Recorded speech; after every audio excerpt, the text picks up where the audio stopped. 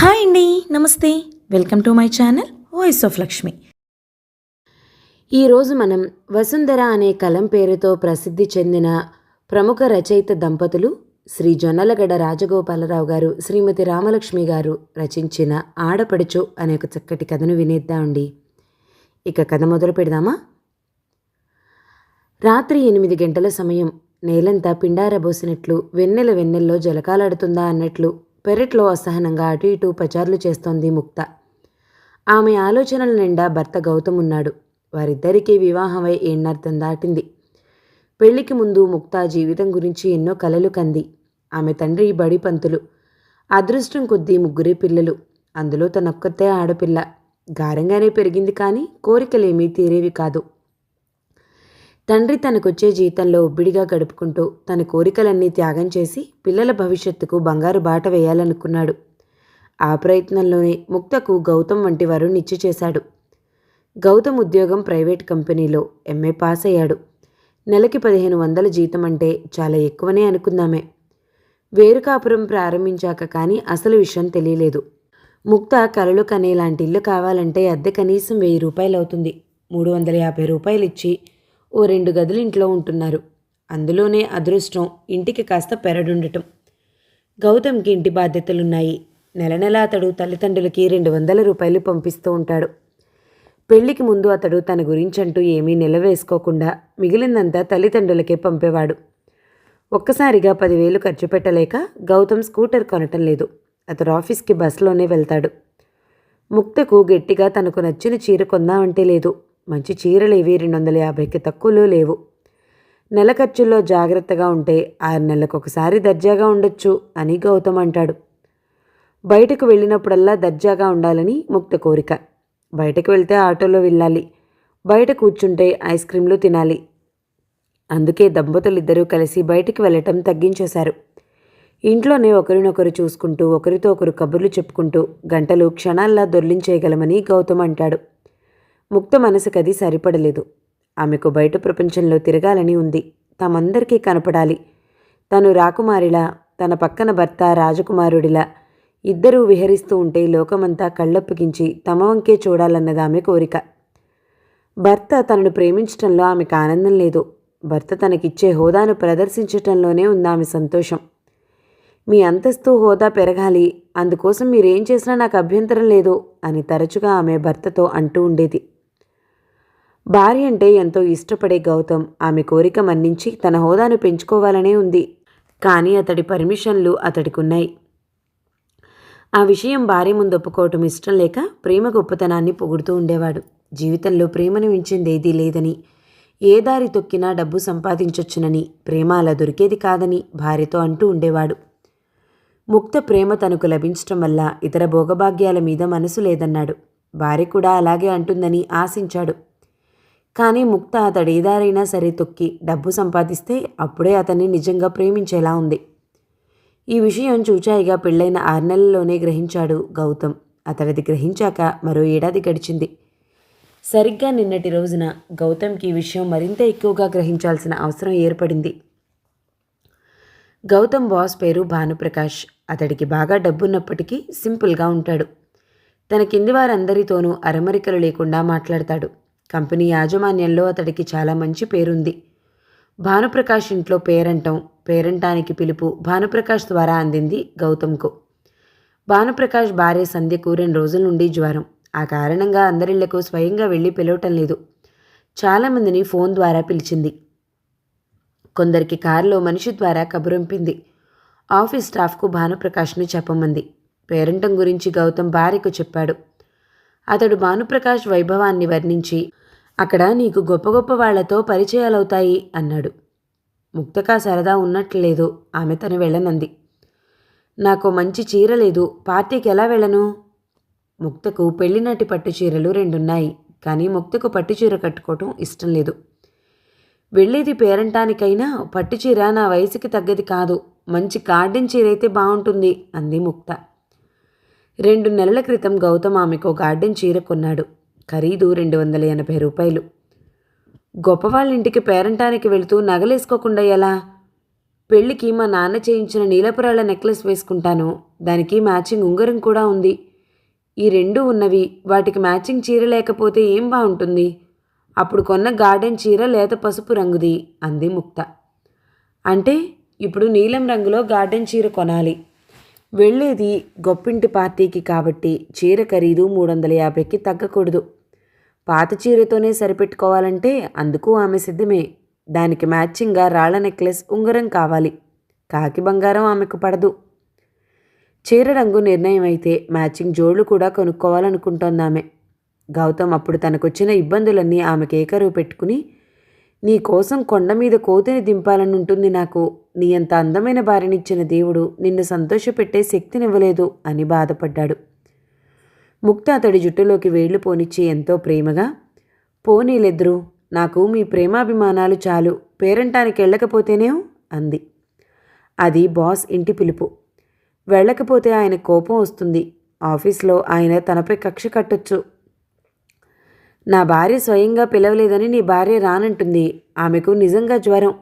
నీ భార్యను ఎలాగోలా ఒప్పించాలి అన్నాడు బాస్ ప్రతి ఉద్యోగితో. ముక్త వెళ్లకుంటే అది అసహాయతగా కాక అహంకారంగా భావించబడుతుంది. గౌతమ్ భార్యకు తన ఇబ్బంది చెప్పుకున్నాడు. మీరు మీ సంగతి చూసుకుంటున్నారు, నా సంగతి ఆలోచించరేం? ఆడాళ్ళ మధ్య ఎన్నో ఉంటాయి. నలుగురిలోనూ అవమానపడే కంటే పేరంటానికి వెళ్ళకపోవటమే మేలు అంది ముక్త. చివరికి గౌతమ్ అప్పు చేయాలని నిర్ణయించుకున్నాడు. నెలాఖరు రోజుల్లో 500-600 మాటలు కాదు. అతడు తన ప్రయత్నం తను చేస్తున్నాడు. ఆ రోజు ఆఫీస్ నుంచి పెందరాళే ఇంటికి వచ్చేస్తానని, ఇద్దరం కలిసి షాపింగ్కి వెళ్దామని భర్త ఆమెకు చెప్పాడు. పెందరాడే అన్నవాడు అసలు టైం దాటినా ఇంటికి రాలేదు. టైం 8 అయింది. అయినా అతడు ఇంకా రాలేదు. ముగ్ధ అసహనంగా పచార్లు చేస్తోంది పెరట్లో. పేరంటం వంకపెట్టి గార్డెన్ చీర కొనుక్కోవాలనుంది ఆమెకు. కానీ ఏదైనా కుంటిసాకు చెప్తాడేమోనని ఆమె భయం. గుమ్మంలో ఎదురు చూసి చూసి చివరికి పెరట్లోకొచ్చింది. ఆకాశంలో వెలిగిపోతున్న చంద్రుడు కానీ, అతడు కురిపిస్తున్న వెన్నెల కానీ ఆమెకు సంతోషాన్ని ఇవ్వటం లేదు. తలుపు తట్టిన శబ్దం కోసం ఎదురు చూస్తోంది. చివరికి ఆ శబ్దం ఆమెకు వినిపించింది. ఒక్క పరుగున ఇంట్లోకి వెళ్ళి తలుపు తీసింది. గుమ్మంలో గౌతమ్. ఇంత ఆలస్యమైందేం అంది ముక్త. ఆలస్యమైతేనేం, డబ్బు దొరికింది. ఎల్లుండి కదా, రేపు సాయంత్రం మనం షాపింగ్కి వెళ్దాం అన్నాకనే గౌతమ్ లోపల ప్రవేశించాడు. భానుతేజంలో వెన్నెలలు కురిపిస్తూ ఎందరికో కవితావస్తమైన పున్నమి చంద్రుని మించి గౌతమ్ ముఖం వెలిగిపోతుంది. ఆ వెన్నెలలు ముక్తకి ఆనందాన్ని కలిగిస్తున్నాయి. ఆటో ఆ బంగళా ముందాగింది. ముక్త ఆటో వాలాకు డబ్బిచ్చి కిందికి దిగింది. ఎదురుగా చిన్న గేటు. ముక్త గేట్ తీసుకుని లోపలికెళ్ళింది. ఇంటి చుట్టూ పూల తోట. తోటలో రకరకాల పూలు, అందమైన పూలు. ఆ పూలన్నీ ముక్తని పలకరిస్తున్నాయి. ముక్త వాటి అందాన్ని చూడటం లేదు, పలకనింపుని వినటం లేదు. ఆ పూలతోట యజమానురాలిని తలుచుకుని అసూయపడుతోంది. ఆ అసూయతోనే ఆమె ఆ ఇంట్లో ప్రవేశించింది. ముందుగానే ఉందో పెద్ద హాలు. ఆ హాల్లోనే పేరంటాళ్ళున్నారు. ముక్త ఆ గుమ్మంలో అడుగు పెట్టగానే చాలామంది కళ్ళటి తిరిగాయి. ఆ ఇంటిని దూరాన్నించి చాలాసార్లు చూసింది ముక్త. లోపలికి వెళ్ళటం మాత్రం అదే మొదలు. ఒక సన్నని పొడవాటి స్త్రీ ఆమెను సమీపించింది. ఆమె మరీ అంత అందగత్తె కాకపోయినా హుందాగా ఉంది. ఛాయ మాత్రం బంగారంలా మెరిసిపోతోంది. ఆమె కళ్ళలో కనిపించని విషాదం. అది కూడా ఆమెకు అందాన్నే ఇచ్చింది. నేను మిసెస్ భానుప్రకాష్, అంటే సంధ్య. మీరు మిసెస్ గౌతమ్ కదూ, మీ పేరు అందామె. ముక్త. మీ అందానికి తగ్గ పేరు అందామె. తను మిసెస్ గౌతమ్ అని ఆమెకెలా తెలిసిందా అని ఆలోచిస్తూ లోపల అడుగుపెట్టింది ముక్త. దూరంగా నిర్మల కనపడింది. నిర్మల సదానందం భార్య. సదానందం గౌతమ్కు సీనియర్ కొలీగ్. వారందరికీ చాలా కాలం నుంచి పరిచయం ఉంది. నేను ఫలానా అని నిర్మల చెప్పుంటుంది అనుకుంది ముక్త. అయితే నిర్మల ముక్తను పలకరించలేదు, ఆమె వంక చూడలేదు. అక్కడ పెత్తనం చలాయిస్తూ హడావిడి పడిపోతుంది. తనకు లభించిన కొత్త పదవిని నిర్వహించడంలో ఉన్న ఆనందం ఎరుగున్న వారిని పలకరించడంలో ఆమెకున్నట్లు లేదు. సంధ్య ఆమెను కాస్త లోపలికి తీసుకెళ్లి ఓ కుర్చీలో కూర్చోమని చూపించింది. ముక్త కుర్చీలో కూర్చుంది. కొత్త మోడల్ ఫైబర్ గ్లాస్ కుర్చీ అది. రంగురంగుల చీరల్లో ఆడవాళ్లున్నట్లే ఆ కుర్చీలు కూడా వివిధ రంగుల్లో ఉన్నాయి. కుర్చీలో కూర్చుంటే మెత్తగా సోఫాలో కూర్చున్నట్లుంది. చాలా ఉన్నాయి, కొన్నారో అద్దెకి తెచ్చారో అనుకుంది ముక్త. సంధ్య అక్కడి నుంచి వెళ్ళిపోయింది. ముక్తకు పక్కనే కూర్చున్న ఒక ఆమెను పలకరించి, మిమ్మల్ని ఎప్పుడూ చూడలేదు అంది. నేను అంతే అంది ముక్త. పక్కనున్న ఆవిడ దెబ్బతిని, నా పేరు సరళ, మా వారు రావణ్ రావు కంపెనీలో మేనేజింగ్ డైరెక్టర్ అంది. ముక్త ఏదో అనేలోగానే ఆమె తన భర్త గురించి చాలా వివరాలు చెప్పుకుని ముక్త గురించి ఏమీ అడగలేదని గుర్తించిందో ఏమో. మీ వారేం చేస్తున్నారు అని అడిగింది. తటపటాయిస్తూనే చెప్పింది ముక్త. ఓహో అంది సరళ. తర్వాత ఆమె తన కాటు పక్కనున్న మరో స్త్రీతో కబుర్లు ప్రారంభించింది. తన హోదా తెలియగానే సరళకు తనపై ఆసక్తి నశించిందని గ్రహించిన ముక్తకు మనసు చివుక్కుమంది. అప్పుడు ఆమె అక్కడున్న వారొక్కరినే పరిశీలిస్తోంది. ప్రతివారి ముఖంలోనూ డబ్బు కళ స్పష్టంగా కనపడుతోంది. కానీ వారందరిలోకి తనే అందంగా ఉంది. ఇంకా చెప్పాలంటే తను హీరోయిన్లా ఉంది. అక్కడ చాలామంది స్త్రీలు గుంపులు గుంపులుగా చేరి మాట్లాడుకుంటున్నారు. ముక్తకి తోడెవరూ లేరు. ఎవరైనా కొత్తవారు రాగానే చాలామంది ఆమె చుట్టే చేరుతున్నారు. సరళ తన హోదా గురించి చెప్పేసిందేమో, ఎవరూ తన పక్కకు రావటం లేదు అని ముక్త అనుకుంది. ఆ సమయంలో అక్కడికొక యువతి ప్రవేశించింది. ఆమెకు సుమారు 30 ఏళ్లుంటాయి. సుమారైన అందగెత్తామె. మనిషి హుందాగా గంభీరంగా ఉంది. ఆమె లోపలికి రాగానే సంధ్య ఆమెను రిసీవ్ చేసుకునేందుకు వెళ్ళింది. రా పావని అందామె. ఆ మాటలు హాల్లో అందరికీ వినిపించాయి. సంధ్య పావనిని హాల్లో కుర్చీలో కూర్చోపెట్టకుండా లోపల గదిలోకి తీసుకెళ్ళింది. హాల్లో ఒక్కసారి నిశ్శబ్దం. ముక్త ఆశ్చర్యపడింది. ఎవరి పావని? వస్తూనే ఇక్కడింత నిశ్శబ్దాన్ని ఎలా సృష్టించగలిగింది? సంధ్య ఆమెను ప్రత్యేకంగా లోపలికెందుకు తీసుకెళ్ళింది? పక్కనున్న సరళ మరో ఆమెతో అంటోంది. పావనిట పావని. కనీసం పేరు మార్చుకోవాలనైనా తోచలేదు. బాగా చెప్పారు. మనమైతే జరిగిన దానికి ఏ నుయ్యో గొయ్యో చూసుకునేవాళ్ళం అంది సరళ పక్కనున్నామె. ముక్త కుతూహలం చంపుకోలేక ఎవరండి ఆ పావని అని సరళ అడిగింది. ఆ ప్రశ్నకు సరళ ముందుగా చలించలేదు. అయితే తనకో గొప్ప అవకాశం పోనున్నదని వెంటనే ఆమె గ్రహించుండాలి. ముక్తవైపు తిరిగింది. స్నేహభావంతో పలకరించటానికి మనిషి తన చుట్టూ ఎన్నైనా అడ్డుగోడలు నిర్మించుకుంటాడు. కానీ సత్యం ఏంటంటే మనిషిని కించపరచటానికి అదే మనిషి ఎన్ని మెట్లైనా దిగిరావటానికి సంకోచించడు. సరళ నోట ముక్త పావని కథ వింది. పావనికి ఓ ప్రియుడున్నాడు. పెళ్లికి ముందే వారిద్దరికీ సంబంధం ఏర్పడింది. ప్రియుడు ఆమెను మోసం చేశాడు. పావని అబార్షన్ చేయించుకుంది. అబార్షన్ చేసిన డాక్టరే ఆమె అంటే ఇష్టపడి పెళ్లి చేసుకున్నాడు. అలా కొన్నేళ్లు గడిచాయి. ఎక్కడికో పోయిన పావని ప్రియుడు ఊరికి తిరిగొచ్చాడు. పావనిని బ్లాక్మెయిల్ చేయాలనుకున్నాడు. ఫలించలేదు. పావని కథ భర్తకి తెలుసునని తెలిసాక అతడు ఆమెను రేప్ చేశాడు. పావని పోలీస్ రిపోర్ట్ ఇచ్చింది. పావని ప్రియుడికి యావజ్జీవ కారాగార శిక్ష పడింది. జరిగిన దానికి పావని సిగ్గుపడలేదు. పైగా ధైర్యంగా తలెత్తుకొని తిరుగుతుంది. పావని భర్తకి ఆమె అంటే ప్రాణం. అతడు బహుశా నపుంసకుడై ఉండాలి. లేకుంటే చెడిన ఆడదాన్ని ఎందుకు పెళ్లి చేసుకుంటాడు? ఆ తర్వాత ఆమె అత్యాచారానికి గురైతే ఎందుకు మన్నిస్తాడు? అనాదిగా మగాడి వంచనకు అత్యాచారానికి గురవుతోంది ఆడది. నా ధైర్యం, నా భర్త సహనం ఆ వంచకులకు ఎదురు దెబ్బ. మహిళామణులకు కొత్త ఊపిరి అంటుంది పావని. పావని భర్త హస్తవాసి మంచిది కాబట్టి సమాజంలో ఆయనెవరూ చిన్నచూపు చూడటం లేదు. కానీ సంప్రదాయానికి విలువనిచ్చే సమాజంలో పావని పతితగానే గుర్తించబడుతోంది. ఎందరో ఆమెను వెలివేశారు. ఎక్కువ పార్టీలకు పావని రాదు. సాటివారు వేసే ప్రశ్నలు ఆమె భరించలేదు. ప్రశ్నలు వేయని చోట వారి చూపులను కూడా ఆమె భరించలేదు. నేనేమీ తప్పు చేయలేదు. ఓ పురుషుణ్ణి నమ్మి ప్రేమించి నా తను నర్పించాను.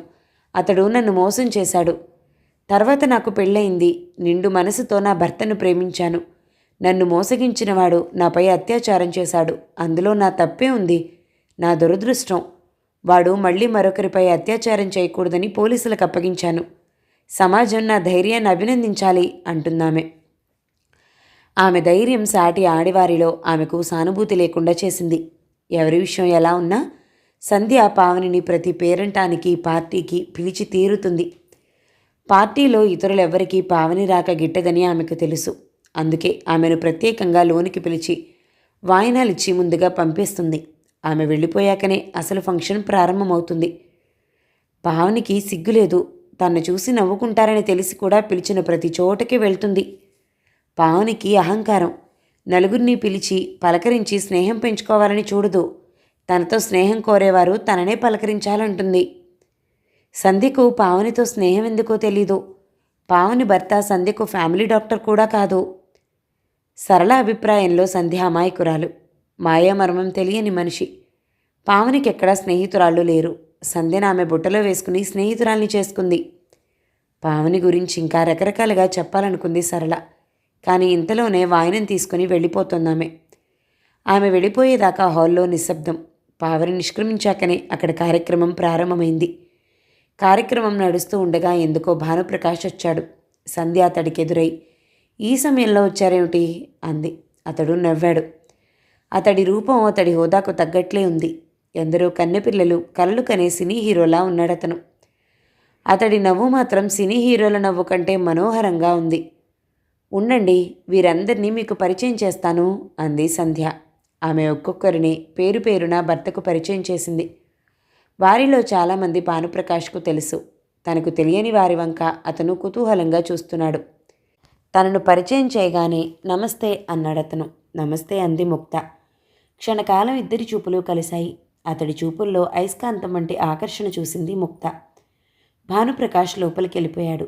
పావని అయితే నమస్తే చెప్పి ఊరుకోదు, షేక్ హ్యాండ్ ఇస్తుంది అంది సరళ. నలుగురైదుగురు నవ్వారు.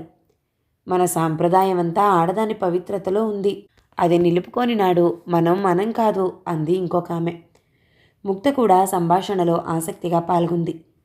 డబ్బున్నవారికి లేనివారు చులకన, అధికారం ఉన్నవారికి లేనివారు చులకన, నీత్యపరులకు అవినీతిపరులు చులకన.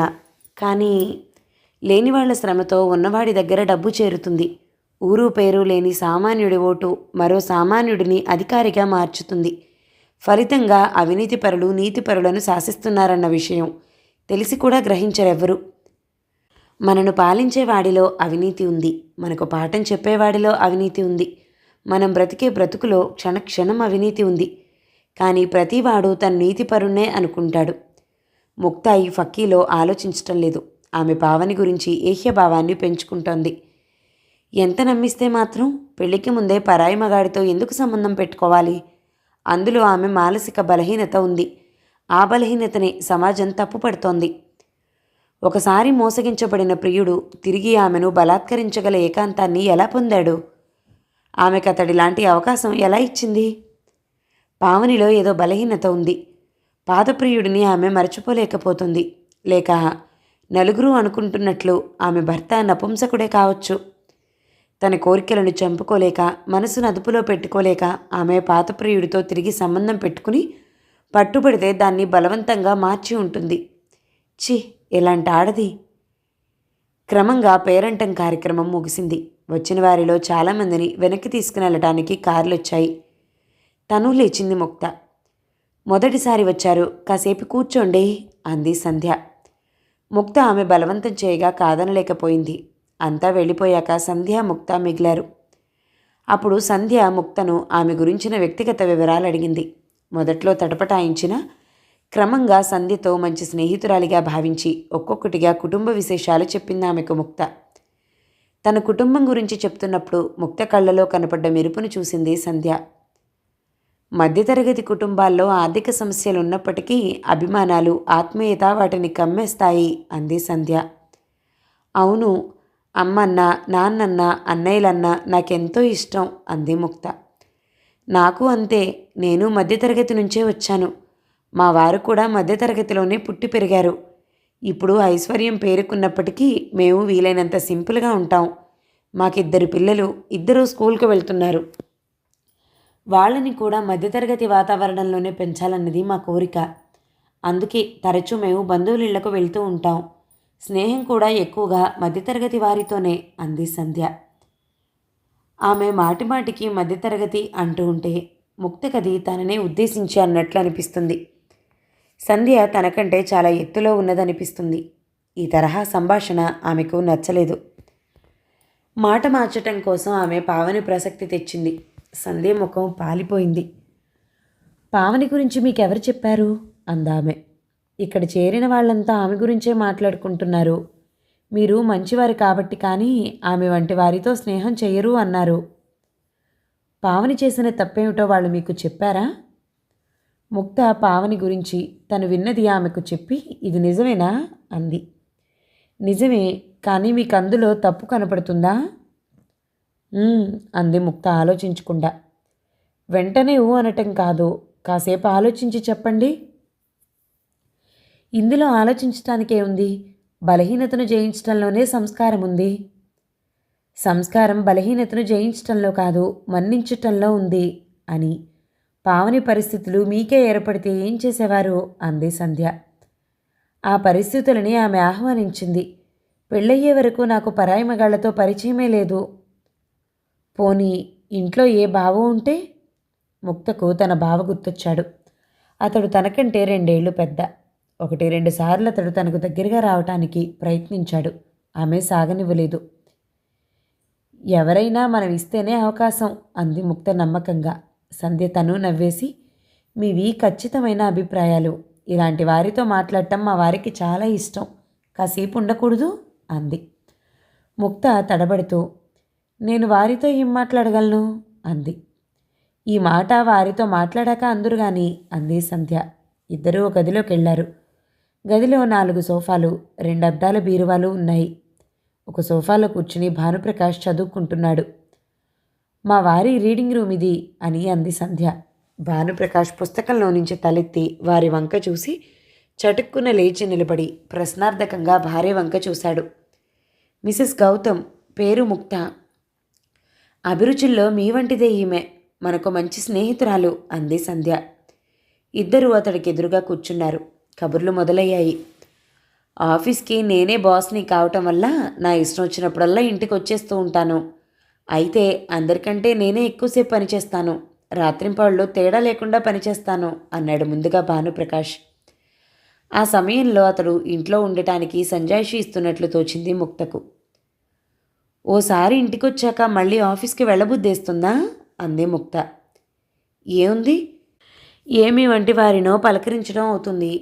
ఆ ఇన్స్పిరేషన్తో మరింత ఉత్సాహంగా పనిచేయగలుగుతాను, అన్నాడు భానుప్రకాష్. ముక్త ఇబ్బందిగా నవ్వింది. సంధ్య వెంటనే, అయితే మీ స్టాఫ్ని కూడా ఓ వేళాపాళా లేకుండా ఇంటికి పంపేస్తూ ఉండండి, బాగా పనిచేస్తారు, అంది. నువ్వు చెప్పింది ఆలోచించాల్సిందే, అంటూ భానుప్రకాష్ ఆలోచనని అభినయించసాగాడు. మీరు ఆలోచిస్తూ ఉండండి, నేను ఇప్పుడే వస్తాను, అంటూ సంధ్య అక్కడి నుంచి లేచి వెళ్ళిపోయింది. ముక్త తను లేవాలనుకుంది, కానీ సంధ్య చాలా త్వరగా వెళ్ళిపోయింది. ముక్త లేచేలోగా భానుప్రకాష్ ఆమెతో, మిగతా స్టాఫ్ విషయం ఎలా ఉన్నా మీ వారిని ఆఫీస్ మధ్యలో ఇంటికి పంపలేను. మాకు మీరు ఇన్స్పిరేషన్ కావచ్చు, కానీ మీ వారికి అట్రాక్షన్ అంటే అయస్కాంతం. ఒకసారి ఇంటికి వెళ్తే ఇక రాలేడు, అన్నాడు. ముక్తకేమనాలో తోచక ఇబ్బందిగా నవ్వింది. మిసెస్ ముక్త, మీ ముఖంలో సంస్కారంతో పాటు ఒక విధమైన గ్రేస్ ఉంది. ఏ దేశానికో మహారాణి కావలసిన సౌందర్యం మీది.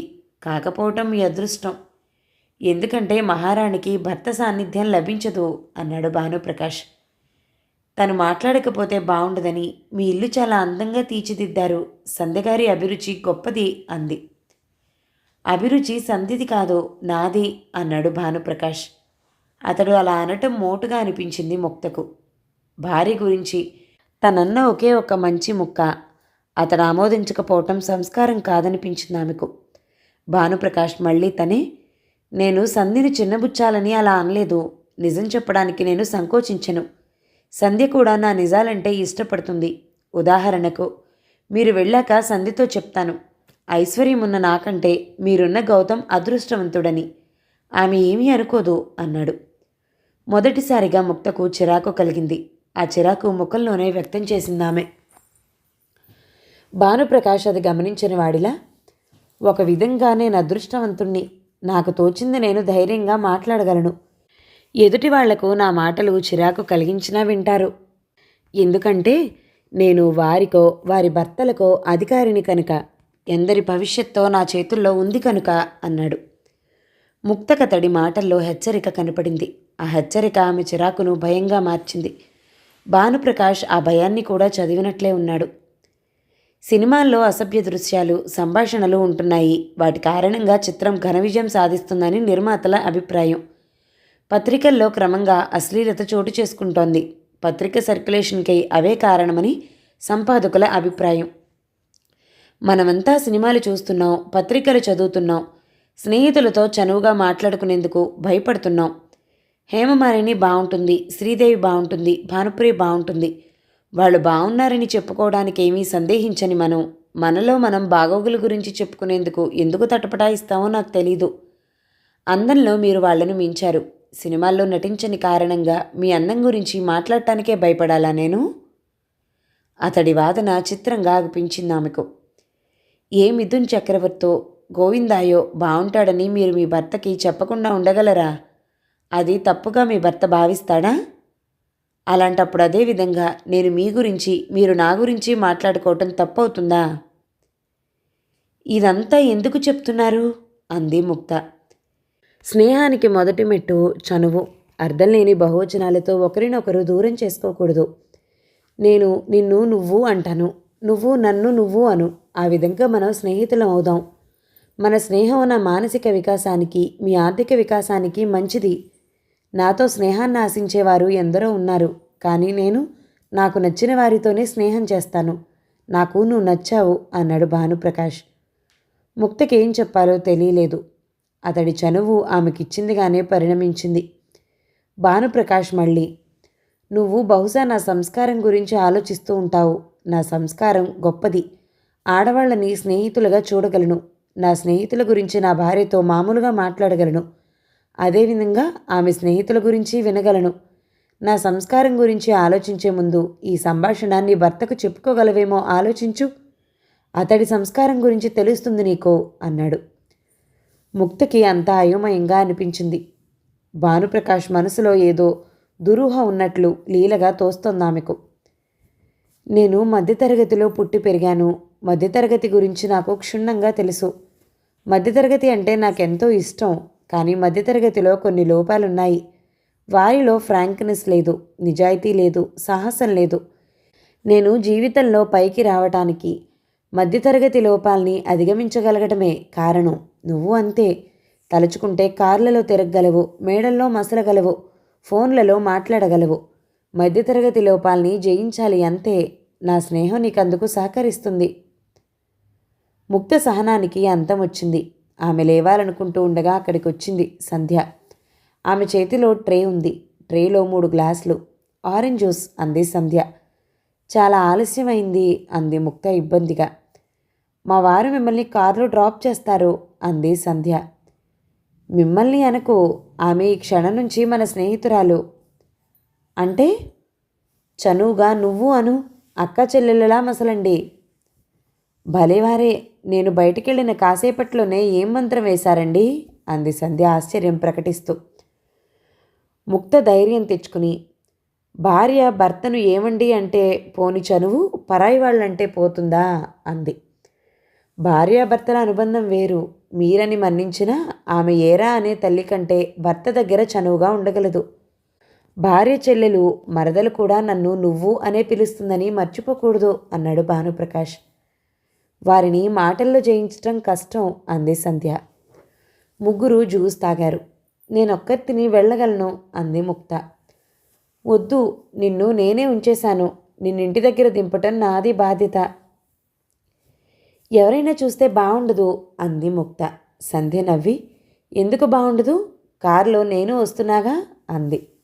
మీరు వస్తున్నారా అంది ముక్త ఉత్సాహంగా. అంతలోనే, అనవసరంగా మీకెందుకు శ్రమ అంది మొహమాటానికి. శ్రమ కాదు, ఇట్స్ ఎ ప్లెజర్ అన్నాడు భానుప్రకాష్. ముక్త ఉత్సాహంపై నీళ్లు చల్లినట్లయింది. ఆమె సంధ్య వంక చూసింది. సంధ్య ముఖం గంభీరంగా ఉంది. ఇల్లు చేరుకున్నాక ముక్తకి ఏ పని మీద ధ్యాస మళ్ళలేదు.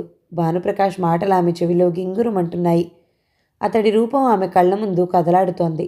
అతడి చూపులు ఆమెని ఒళ్ళంతా తడుముతున్నాయి. చిచ్చి, ఏం మనిషి అనుకుందామె. ఐశ్వర్యంలో ఓ స్థాయి చేరుకుంటే మనిషి సంస్కారాన్ని కోల్పోతాడా? లేక సంస్కారాన్ని కోల్పోయే ధైర్యాన్ని ఐశ్వర్యం మనిషికిస్తుందా? ఐశ్వర్యవంతులకు సంస్కారాన్ని కోల్పోవటమే సంస్కారమేమో.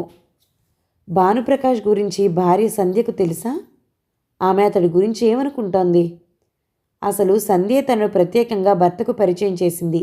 అది కాక ఆఫీస్ టైంలో కూడా అతడి ఇంట్లోనే ఉన్నాడు. అంటే ముందుగానే అనుకుని ఇలా చేశారా? ఇలా చేయటం వల్ల సంధ్యకు ప్రయోజనం ఏమిటి? ఆమె భర్త విషయంలో అసహాయురాలా?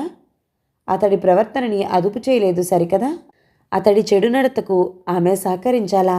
అదే నిజమైతే ఎంత దురదృష్టం. నీ వంటి భార్య ఉంటే నేను ఇల్లు వదిలిపెట్టలేను. నా వంటి వారికి ఇన్స్పిరేషన్, నీ భర్తకు అట్రాక్షన్. భానుప్రకాష్ సూటిగా చెప్పిన మాటలివి. అతడికి భార్య అంటే ఇష్టం లేదా? సంధ్య అంటే అతడికి ఎలాంటి ఇష్టమో తెలీదు. కానీ తానంటే అతడికి ఇష్టం బయలుదేరిందని ముక్త గ్రహించింది. అది దేనికి దారి తీస్తుందోనని ఆమెకు భయంగా ఉంది. భానుప్రకాష్ మాటల్లో నుంచి, నువ్వు నాకు నచ్చావు. నువ్వు తలుచుకుంటే కార్లలో తిరగగలవు, మేడల్లో మాసలగలవు, ఫోన్లలో మాట్లాడగలవు. నా స్నేహం నీకు అందుకు సహకరిస్తుంది. ఈ వగైరాలు ఆమె చెవుల్లో గింగురుమంటూ అతడు తన్ను ప్రలోభ పెడుతున్నాడని చెప్పక చెప్తున్నాయి. ఆ ప్రలోభానికి తాను లొంగకూడదు అనుకున్నప్పుడల్లా ఎదుటివాళ్ళు నా మాటలు చిరాకు కలిగించినా వింటారు.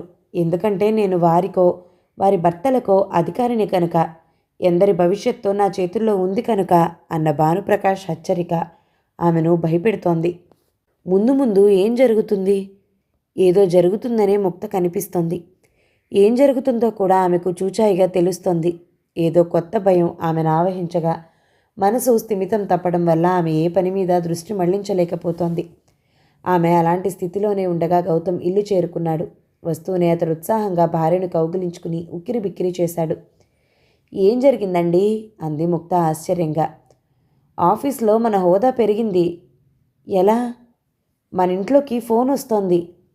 ఎందుకు? ఎందుకేమిటి? ఆఫీస్లో నా పై అధికారికే ఫోన్ లేదు. ముఖ్యమైన ఆఫీస్ పనుల నిమిత్తం నాకు ఆఫీస్ ఫోన్ వచ్చింది. బాస్ ఇన్ఫ్లుయెన్స్ వల్ల బహుశా వారం రోజుల్లోనే మనకి ఫోన్ రావచ్చు. బాస్ అంటే వేరే చెప్పాలా? ఈరోజే పేరంటానికి కూడా వెళ్ళొచ్చావు. భానుప్రకాష్ గారా? అంది ముక్త.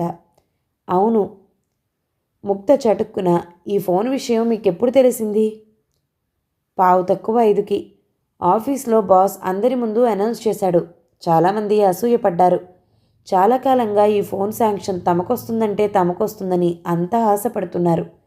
నాకు వస్తుందని నేను కలలో కూడా అనుకోలేదు. It is a pleasant surprise అన్నాడు గౌతమ్. ఆయన మీకిది 5:15కి చెప్పారా? అవును. ఏం? ముక్త నిట్టూర్చింది. పేరంటంలో తన్ని కలుసుకుని మాట్లాడినాకనే భానుప్రకాష్ ఈ నిర్ణయం తీసుకున్నాడు. అతడు తనకు శక్తి చూపిస్తున్నాడు. ఈ వార్త నీకు నేను అనుకున్నంత సంతోషం కలిగించినట్లు లేదు అన్నాడు గౌతమ్ నిరుత్సాహంగా. ఫోన్ వస్తే మనం ఏం చేసుకుంటాం? దానివల్ల మనకేం లాభం? కంపెనీ మనకి ఫోన్ ఇచ్చిందంటే మన అంతస్తు పెరిగిందన్నమాట. మన ఇంట్లో ఫోన్ ఉందంటే చుట్టుపక్కల మనకెంత పేరు.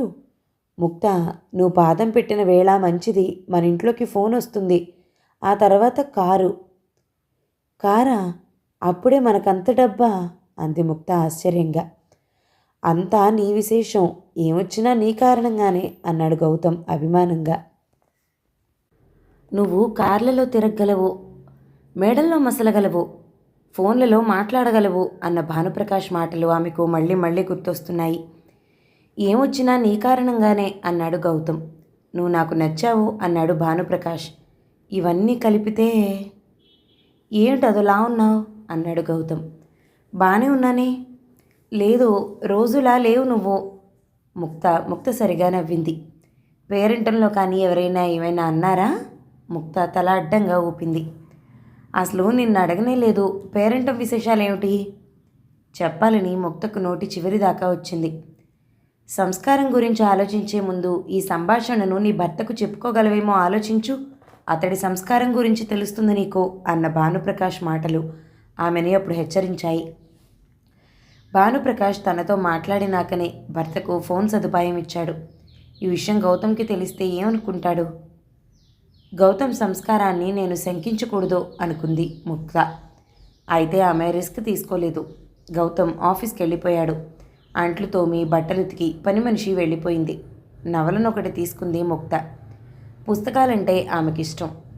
పుస్తకాలంటే, కబుర్లంటే ఇంకా ఇష్టం. కబుర్లకెవరూ దొరకనప్పుడు పుస్తకాలు చదువుతుందామె. నవల ఆమె అభిరుచులకు తగ్గట్లుగానే ఉంది. ఒక స్త్రీ, ఇద్దరు ప్రేమికులు. ఇద్దరిలో ఒకడు దుర్మార్గుడు, ధనవంతుడు. రెండోవాడు మంచివాడు, పేదవాడు. స్త్రీ రెండోవాణ్ణి ప్రేమించింది. కానీ ఆ స్త్రీ తండ్రికి క్యాన్సర్. జబ్బుకు వైద్యం చేయించాలంటే డబ్బు పలుకుబడి కావాలి. దుర్మార్గుడు స్త్రీకి సాయం చేస్తానన్నాడు. ఆమె తనని పెళ్లి చేసుకోవాలని షరతు పెట్టాడు. ఆమె తనని పెళ్లి చేసుకుంటే ఆమె కోసం తన జీవిత పథాన్ని మార్చుకుని మంచివాడినైపోతానన్నాడు. ఆమె తనని కాదంటే మరింతగా చెడిపోతానని, అందుకు ఆమె బాధ్యురాలవుతుందని బెదిరించాడు. ఒక పక్క జబ్బులో బాధపడుతున్న తండ్రి, మరోపక్క నూరేళ్ల పంటకై ఎదురు చూసే పేద ప్రియుడు. ఆమె ఏం చేయాలి? కొంచెంగా అటు ఇటు మార్పులతో శతాబ్దాలుగా కవులను, రచయితలను ప్రభావితం చేస్తున్న కథ ఇది. నవల రచయిత నేర్పుగా కథను నడిపిస్తున్నాడు. ముక్త నవల చదువుతూ లోకాన్ని మర్చిపోయింది. టెలిఫోన్ ట్రింగుమనే వరకు ఆమె నవలా లోకం నుంచి బయటపడలేదు. హలో అందామె. మాట్లాడేది ముక్త కదూ అంది అవతలి గొంతు. అవును, మీరెవరు? భానుప్రకాష్. ఉలిక్కిపడింది ముక్త. నవల కలిగించిన ముక్తంతా విడిపోయింది ఆమెకు. ఫోన్ బాగా పనిచేస్తోందా అన్నాడు భానుప్రకాష్. అప్పుడప్పుడు నీతో కబుర్లు చెప్పుకునేందుకు వీలుగా ఉంటుందని నేనే మీ ఇంట్లో ఫోన్ ఏర్పాటు చేయించాను. తెలుసు, తెలివైన దానివి నువ్వు. థ్యాంక్స్. ఒప్పుకుంటే చాలదు, నీ తెలివి చూపించాలి. అంటే? ఆధునిక ప్రపంచంలో భర్తల ప్రగతికి అందమైన భార్యలే సోపానాలు అన్నాడు భానుప్రకాష్. ఇలాంటి మాటలు నాకు నచ్చవు. చిన్నప్పుడు మా నాన్న రోజు చదువుకోమని నీతి బోధ చేస్తే నాకు నచ్చేది కాదు. అయినా విన్నాను, చదువు వచ్చింది. అయితే ప్రతి విషయంలోనూ ప్రగతి పదానికి కొన్ని మార్గాలుంటాయి. అవి మనకు నచ్చకపోయినా అనుభవజ్ఞులు చెప్తే వినాలి.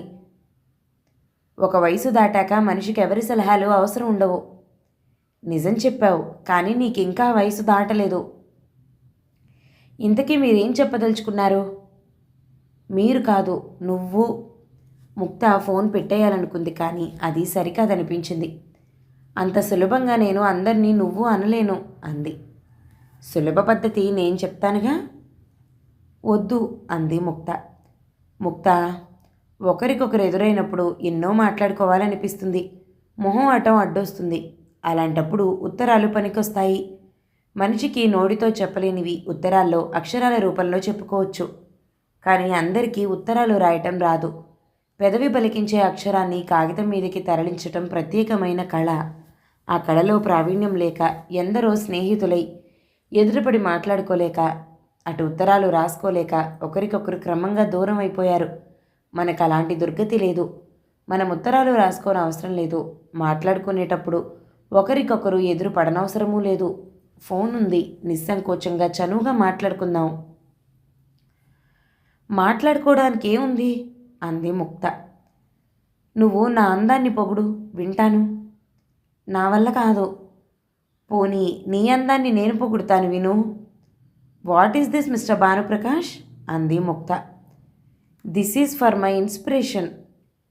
మీ ఇన్స్పిరేషన్తో నాకేంటి పని? నా ఇన్స్పిరేషన్ వల్ల లాభమంతా నీకే. ఇన్స్పిరేషన్తో నేను కంపెనీ గురించి పాటుపడలేదు. కంపెనీ వృద్ధి పొందుతుంది. కంపెనీతో పాటే నీ భర్త కూడా. ముక్త మాట్లాడలేదు. ఫోన్ పెట్టేకు, నేను ఇంకా మాట్లాడుతున్నాను. ముక్త వింటోంది. అతడు ఆమె అందాన్ని పొగుడుతున్నారు. పేరంటంలో ఆమె ఎలా తనకు కనపడిందో వర్ణిస్తున్నాడు. ఆ వర్ణనలో అసభ్యత లేదు, కవిత్వం ఉంది. ఆ పొగడ్తలు ఆమెకు సంతోషం కలిగించలేదు. ఎలా ఉన్నాయి నా మాటలు అన్నాడు భానుప్రకాష్ చివరిలో. అంటే నీ అందానికి న్యాయం చేకూర్చానా?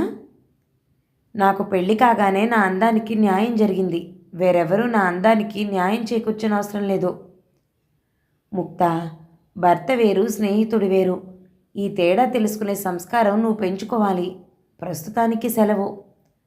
అవతల ఫోన్లో క్లిక్కుమన్న చప్పుడు వినిపించింది. ముక్త తను ఫోన్ పెట్టేసింది. వారం రోజుల్లో ముక్తకు భానుప్రకాష్ నుంచి 4 సార్లు ఫోన్ వచ్చింది. అతడి మాటల్లో సభ్యత లోపించటం లేదు, కానీ అతడి ఊహలు మాటల్లో స్ఫురిస్తున్నాయి. ముక్తకు చాలా ఇబ్బందిగా ఉంటోంది. స్నేహం పేరిట అతడు చనువు పెంచుకుంటున్నాడు. ఆఫీస్లో గౌతమ్కు ప్రత్యేకమైన గౌరవం లభిస్తోంది. అందమైన భార్యలు భర్తల ప్రగతికి సోపానాలు, ఇది భానుప్రకాష్ అభిప్రాయం. అతడు తన నుంచి ఏం ఆశిస్తున్నాడు? ఈ విషయంలో భానుప్రకాష్ ముందడుగు వేయకుండా ఎలా ఆపాలి? అప్పుడు ఆమెకు సంధ్య గుర్తొచ్చింది. సంధ్య తననెంతో ఆప్యాయంగా ఆదరించింది. ఆమెకు భర్త గురించిన నిజం తెలుసా? తెలియకపోతే తను చెప్తే? ముక్త సంధ్యను ఫోన్లో పలకరించింది. ఫోన్లో ఏం మాట్లాడుకుంటాం, కాసేపు మా ఇంటికి రాకూడదు అంది సంధ్య. ముక్త సరేనన్నాననుకుంది. కానీ పేరంటం జరుగుతున్నప్పుడే భానుప్రకాష్ వచ్చేసి తనతో తను కోరిన విధంగా మాట్లాడగలిగాడు. ఇప్పుడు మళ్ళీ ఇంటికొస్తే, నేను మీ ఇంటికి వచ్చాను, మీరే ఓసారి మా ఇంటికి రావాలి. మీరు కాదు, నువ్వు అంది సంధ్య. చటుక్కున ముక్తకు భానుప్రకాష్ మాటలు గుర్తుకొచ్చాయి. అంత సులువుగా కొత్తవారిని నేను నువ్వు అనలేను. కానీ మా వారి మాట నాకు శిలాశాసనం. మీ వారి గురించే మాట్లాడాలి, మా ఇంటికి రండి. ముక్త, అక్కా చెల్లెలలా మసలమని నీ గురించి వారు నాకు చెప్పారు. నువ్వు నన్ను నువ్వు అనకపోతే ఏ చనువుతో ఏ పేరంటమూ లేకుండా మీ ఇంటికి రాను అంది సంధ్య. అక్క, అర్జెంటుగా నీతో మాట్లాడాలి, మా ఇంటికి రా అంది ముక్త. అలా మాట్లాడినందుకు ఆమెకు అదోలా ఉంది. కాసేపట్లో కారు ఆమె ఇంటి ముందు ఆగింది. డ్రైవర్ను గంట పోయాక రమ్మని పంపేసింది సంధ్య. ముక్త ఆమెను సాదరంగా ఆహ్వానించింది. సంధ్య ఇల్లంతా చూసి ఎంత బాగా సర్దుకున్నారు అని మెచ్చుకుంది. మీ ఇంటితో పోలిస్తే ఇదే ఉంది అంది ముక్త. మా ఇంట్లో ఉన్నది వైభవం, మీ ఇంట్లోది అభిరుచి అంది సంధ్య. వైభవంలో అభిరుచి ఉండదా? ఉండొచ్చు, కానీ అభిరుచికి వైభవం అవసరం లేదు. నువ్వు చాలా బాగా మాట్లాడగలవు. అంతా మా వారి దగ్గర నేర్చుకున్నాను. ముక్త వెంటనే, నీకు మీ వారంటే ఆరాధన కదూ అంది. ఏ భార్యకు భర్త అంటే ఆరాధన ఉండదు అంది సంధ్య. ముక్త మాట్లాడలేదు. మా వారికి అందం ఉంది, పర్సనాలిటీ ఉంది, సంభాషణ చాతురి ఉంది, హోదా ఉంది, డబ్బు ఉంది. అటువంటి వారిని ఆరాధించకపోతే ఆ భార్యలోనే ఏదో లోపం ఉండాలి అంది సంధ్య. కానీ మెరిసేదంతా బంగారం కాకపోవచ్చు అంది ముక్త. అంటే? మీ వారి గురించి నేను చెడ్డగా విన్నాను. సంధ్య ముఖం ఎర్రపడింది. చెడ్డగా అంటే? వారి ప్రవర్తన మంచిది కాదట. వ్యాపారంలో సాదాసీదాగా పైకొచ్చేవారుండరు. ప్రవర్తన అంటే వ్యాపారానికి సంబంధించింది కాదు, ఆయన వ్యక్తిత్వానికి సంబంధించింది. చెప్పు అంది సంధ్య. ఆయన ఆడపిల్లల్ని వలలో వేసుకునేందుకు ప్రయత్నిస్తారుట. సంధ్య నవ్వి, ఆడపిల్లల వలలో ఆయన పడకుండా ఉండాలని నా కోరిక. వలలో వేసుకుందామన్నా ఆయనకు అవకాశమేది అంది. అంటే? ఆయన వల వేద్దామనుకునేలోగానే వాళ్ళ ఆయనపై వల విసురుతున్నారు. ఆయన పొజిషన్ అలాంటిది. తనకి ఆయన పొజిషన్కి సంబంధం ఏమిటి? కంపెనీ ఆయన వల్ల బాగా వృద్ధిలోకి వచ్చింది. ఇతర కంపెనీలు ఆయన్ను లాగాలని చూస్తున్నాయి. కొందరికి ఆయన పతనమైతే చాలు, మరికొందరికైతే ఆయన్ను తమ వైపు ఆకర్షించుకోవాలని ఉంది అని. అందుకోసం ఆయనపై ఆడపిల్లలను ప్రయోగిస్తారు. అర్థమైందా అంది ముక్త. ఏం విన్నావో చెప్పు. ఆయనే ఆడపిల్లల వెంట పడతారని, అవతల యువతి వివాహిత కాదా అన్న విచక్షణ కూడా చూడరని. సంధ్య నవ్వి, ఎవరు చెప్పారు అంది. ముక్త తడబడింది. సంధ్య తనే మళ్ళీ, వారు కానీ నీతో మాట్లాడారా అంది. లేదు అంది ముక్త వెంటనే. ఒకవేళ వారు నీతో చనువుగా మాట్లాడినా తప్పుగా అర్థం చేసుకోకు. ఎందుకని? ఒక వయసులో మగాడికి ఆడది, ఆడదానికి మగాడు గొప్ప ఆకర్షణ. ఆ ఆకర్షణలో నుంచి బయటపడి తప్పించుకోవటం ఎక్కడో మహాత్ములకు తప్ప సాధ్యపడదు. మా వారికి తన ప్రవర్తన గురించి పట్టుదల ఉంది. వారిపై నాకు నమ్మకం ఉంది. కానీ ఒక్కోసారి తన మనసు చలిస్తుందేమోనని వారి భయం. పరాయి స్త్రీలతో చనువుగా ఉండటం ద్వారా అనుకోకుండా ఎదురయ్యే ఆకర్షణ నుంచి తప్పించుకోవటానికి వీలవుతుందని ఆయన అనుకుంటారు. అదెలా సాధ్యం? నిగ్రహానికి కూడా ప్రాక్టీస్ ఉండాలి కదా. భార్య ముందు చేసే ప్రాక్టీస్ కాదు, అలవాటు పడ్డ మనిషి కాబట్టి అంది సంధ్య. అందుకని మా వారు కొత్త వారితో చనువుగా ఉంటూ ఉంటారు. ఒకసారి ఏమైందో తెలుసా? వారు మరదలు ఒక రాత్రంతా ఒకే గదిలో పడుకున్నారు. నేను తనని గమనిస్తున్నట్లు కూడా వారికి తెలియదు.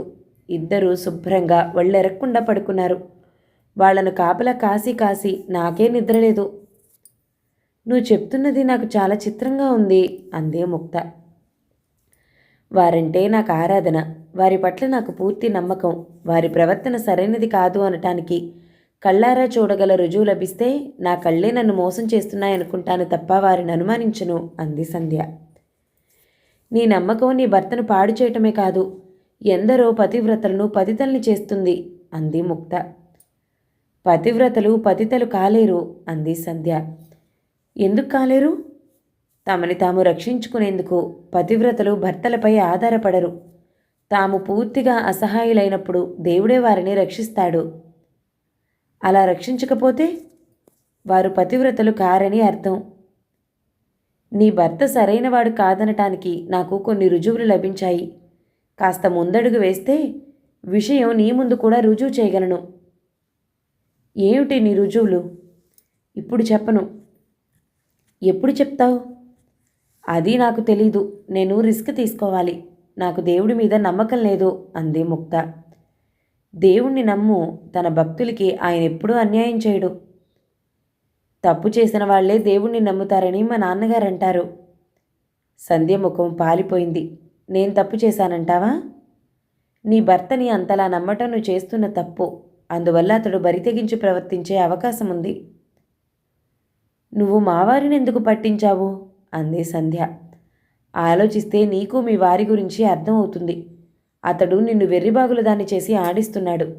లేని పక్షంలో తను ప్రత్యేకించి ఆడవాళ్లతో చనువుగా మాట్లాడటం ఎందుకు? మదరితో ఒక్కడు వేరుగదిలో పడుకోవటం ఎందుకు? సంధ్య ఏదో చెప్పబోయి ఆగిపోయింది. కాసేపుండి నెమ్మదిగా, నీకు మా వారి మీద దురభిప్రాయం కలిగింది. ఎందుకో చెప్తే పోగొట్టగలను అంది. మీ వారి మీద ఆడపిల్లలు వలలు విసురుతున్నారు అన్నది అబద్ధం. అతడే ఓ ఆడపిల్ల మీద వల విసురుతున్నాడిప్పుడు. ఎవరామె? ఎవరైనా ఆమె పతివ్రత. ఎవరా పతివ్రత అంది సంధ్య. ఎవరైనా ఈ పరిస్థితి నుంచి ఎలా బయటపడాలా అని ఆమె భయపడుతోంది. ఆమెకు భర్తే ప్రాణం, భర్తే లోకం, భర్తే దైవం. కానీ ఆ భర్తనే రూపురేఖలు లేకుండా నాశనం చేయగలడు నీ భర్త. అందుకే ఆమె భయపడుతోంది. ఇందుకు రుజువుందా? రుజువు నీకు చూపిస్తాను, నమ్ముతావా? నువ్వు చూపిస్తే నమ్ముతాను అంది సంధ్య. చూపాలనే ఉంది, కానీ నేను భయపడుతున్నాను. రుజువు చూపడానికి కొంత రిస్క్ తీసుకోవాలి. అప్పుడు దేవుడు రక్షించకపోతే? మా వారు నిజంగానే ఓ ఆడపిల్లపై వల విసిరితే, ఆమె పతివ్రతే అయితే నీకేమీ భయం అవసరం లేదు. రక్షించడానికి నేనున్నాను. నేనే దేవుణ్ణనుకో, నన్ను నమ్ము అంది సంధ్య గంభీరంగా. అక్కా అంది ముక్త అప్రయత్నంగా. మావారే మనిద్దరికీ వరస కలిపారు. అందువల్ల అక్కగా నాకు నీ బాధ్యత ఉంది. నీ సమస్య ఏమిటో నిర్మోహమాటంగా చెప్పు. నేను చేయగలిగింది చేస్తాను అంది సంధ్య. ప్రస్తుతానికి నువ్వేమీ చేయనవసరం లేదు. మీ వారిని ఓ కంట కనిపెడుతూ ఉండు అంది ముక్త. నువ్వింట్లో అడుగుపెట్టిన వేళ విశేషం మంచిది. ఆఫీస్లో నాకు మంచి ఫ్యూచర్ కనపడుతోంది అన్నాడు ఒకరోజు గౌతమ్ భార్యతో. ఫ్యూచర్ ఎలా కనపడుతోందండి అంది ముక్త. బాస్ నన్ను విపరీతంగా అభిమానిస్తున్నాడు. కొన్నాళ్ల పాటు నిన్ను గమనిస్తూ ఉంటాను. నాకు నచ్చితే నా తర్వాత నా అంతటి వాణ్ణి చేస్తాను అని ఆయన నాతో అన్నాడు. సంతోషంగా అన్నాడు గౌతమ్. భర్త ముఖంలోని సంతోషం ముక్తను భయపెట్టింది. ఒకవేళ మీ బాస్కి మీరు నచ్చకపోతే అందామె. ఎందుకు నచ్చను? ఎందుకంటే ఏం చెప్పగలం? దురదృష్టం అనుకోండి. నువ్వుండగా దురదృష్టం నా వంక కన్నెత్తి కూడా చూడలేదు. ముక్త ఉలిక్కిపడి భర్త వంక పరీక్షగా చూసింది. అతడి ముఖంలో ఆమెకు భానుప్రకాష్ కనిపించాడు. అందమైన భార్యలు ప్రగతికి సోపానాలు అంటున్నాడతను. ఏమన్నారు అందామె. నువ్వు నా అదృష్టానివి అంటున్నాను. అదృష్టమంటే ఎలాంటి అదృష్టాన్ని? చెప్పడం నాకు చేత కాదు. మీలో సమర్థత ఉంది. అందుకే మీ బాస్ మిమ్మల్ని అభిమానిస్తున్నారు. బాస్కు మీ అవసరం ఉంది. మీరు లేకుండా ఆయన కంపెనీ నడవదు. అలాంటప్పుడు ఒకసారి అసూయ కూడా బయలుదేరుతుంది. మీ బాస్ మిమ్మల్ని ఉద్యోగం నుంచి తొలగించవచ్చు. అప్పుడు మీకు మరో కంపెనీ స్వాగతం పలుకుతుంది అంది ముక్త. ప్లీజ్ ముక్త, నువ్వు అలా మాట్లాడొద్దు అన్నాడు గౌతమ్. ఎందుకని? ఉద్యోగం విషయంలో నేను నువ్వు అనుకున్నంత గొప్పవాణ్ణి కాను. మా నాన్నగారి రికమెండేషన్ మీద వచ్చింది ఉద్యోగం నాకు. ఇది పోతే ఎక్కడికి వెళ్ళినా ఈ ఉద్యోగం ఎందుకు పోయిందో సంజయ్షి ఇచ్చుకోవాలి. మా బాస్ బాగా పలుకుబడి ఉన్నవాడు. పగబట్టాడంటే ఈ చుట్టుపక్కలెక్కడా నాకు మంచినీళ్ళు కూడా పుట్టవు. భర్త కళ్ళలోని భయాన్ని స్పష్టంగా చదివింది ముక్త. అంటే మీరు పూర్తిగా మీ బాస్పై ఆధారపడిపోయారు భవిష్యత్తు కోసం అంది ముక్త. అసలు ఆధారం దొరకటమే ఓ అదృష్టం. దొరికిన ఆధారాన్ని వదులుకోలేను అన్నాడు గౌతమ్. చాలా బాగుంది. ఇలాగైతే మీరు బాస్కి బాగా లోకువైపోతారు.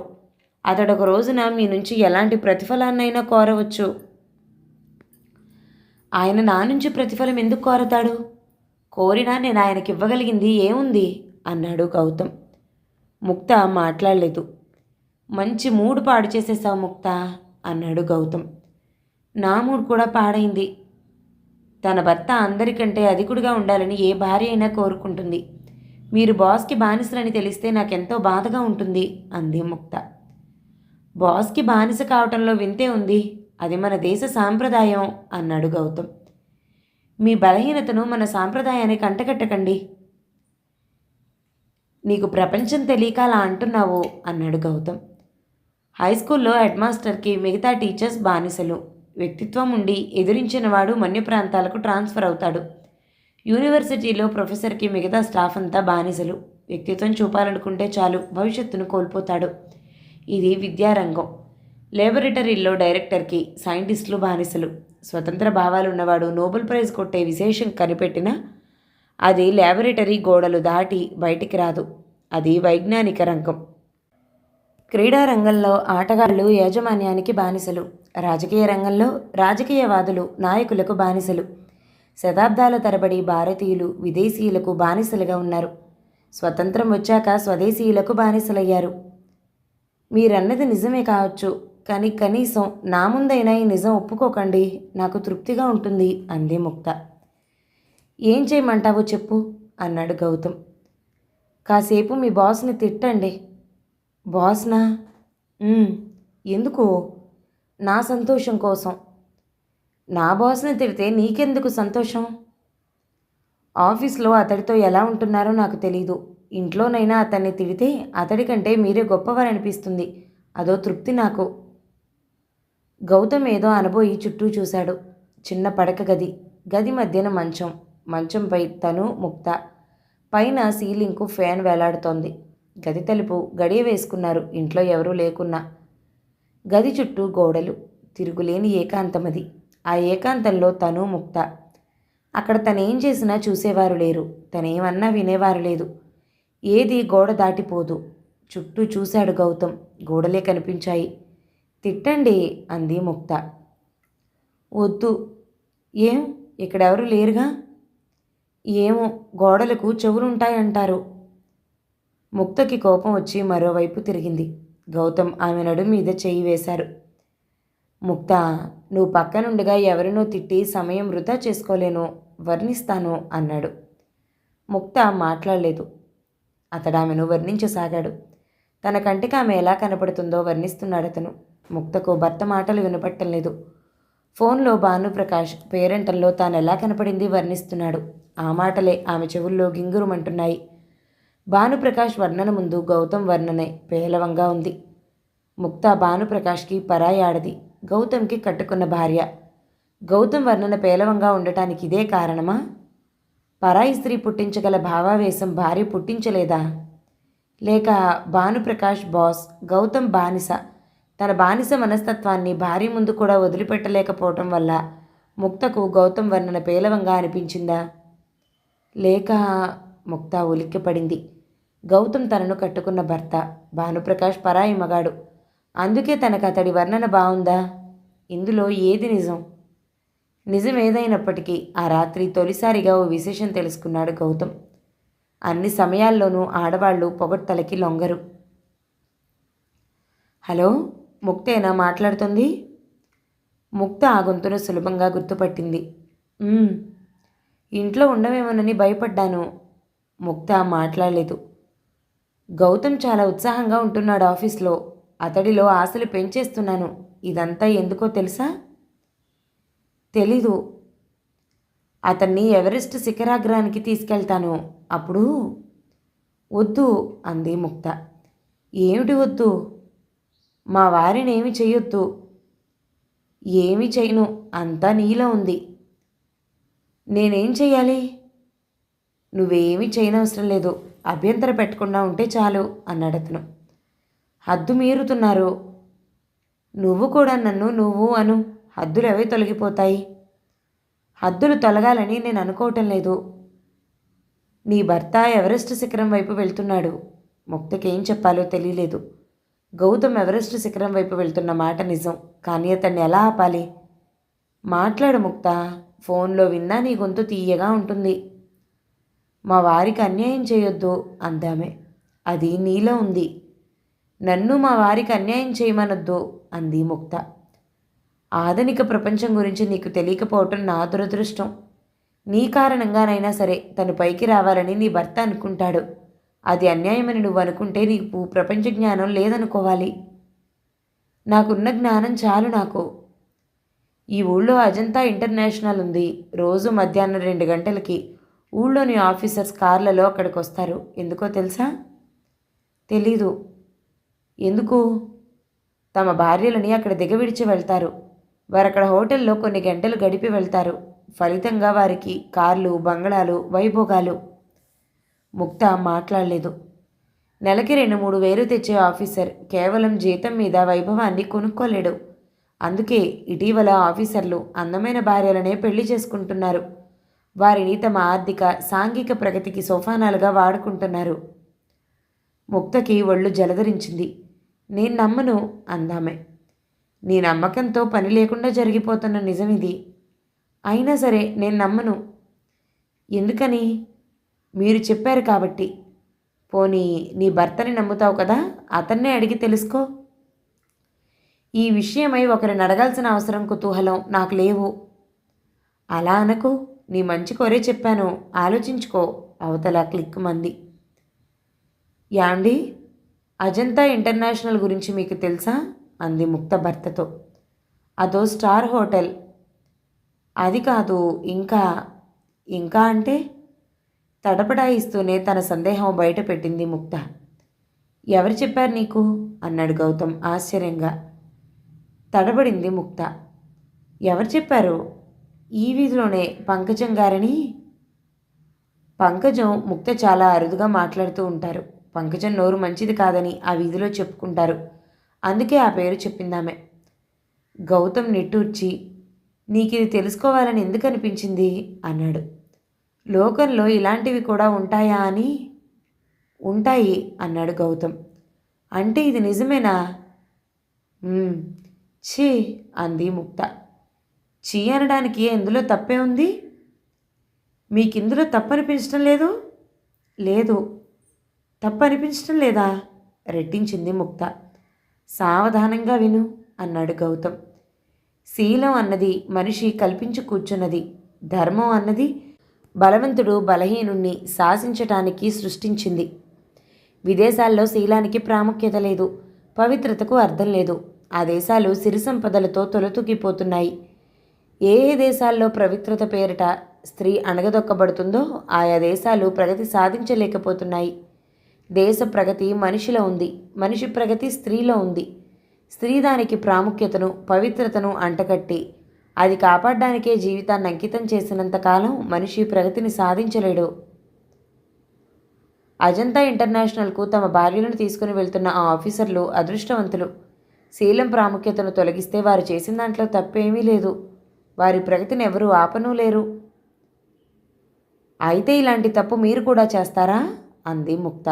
గౌతమ్ ఉలిక్కిపడి, నా సంగతి నేను ఆలోచించలేదు అన్నాడు. ఆలోచించండి అంది ముక్త. ఛీ అన్నాడు గౌతమ్ అప్రయత్నంగా. మీ విషయంలో చీ అనిపించింది ఇతరులకు మంచిది ఎలా అవుతుంది అంది ముక్త భర్తను నిలదీస్తూ. సారీ ముక్త, నేను ఎక్కువ దూరం ఆలోచించలేదు. నువ్వు అడిగినప్పుడు నేను ఇంకోలా ఆలోచిస్తున్నాను. అసలేం జరిగిందంటే అన్నాడు గౌతమ్. ఆ రోజు ఆఫీస్లో భానుప్రకాష్ గౌతమ్ని పిలిచాడు. మాటల సందర్భంలో అజంతా ఇంటర్నేషనల్ ప్రసక్తి వచ్చింది. ఆయన అక్కడి విశేషాలను సమర్థించాడు. గౌతమ్ బాస్ అభిప్రాయాలన్నిటితోనూ ఏకీభవించాడు. అవే ఇంటి దగ్గర రిపీట్ చేశాడు. ఈ అభిప్రాయాలు నావి కాదు, నా బాస్వి. మీ అభిప్రాయం కూడా చెప్పండి. ఎందుకు నీకంత పట్టుదల?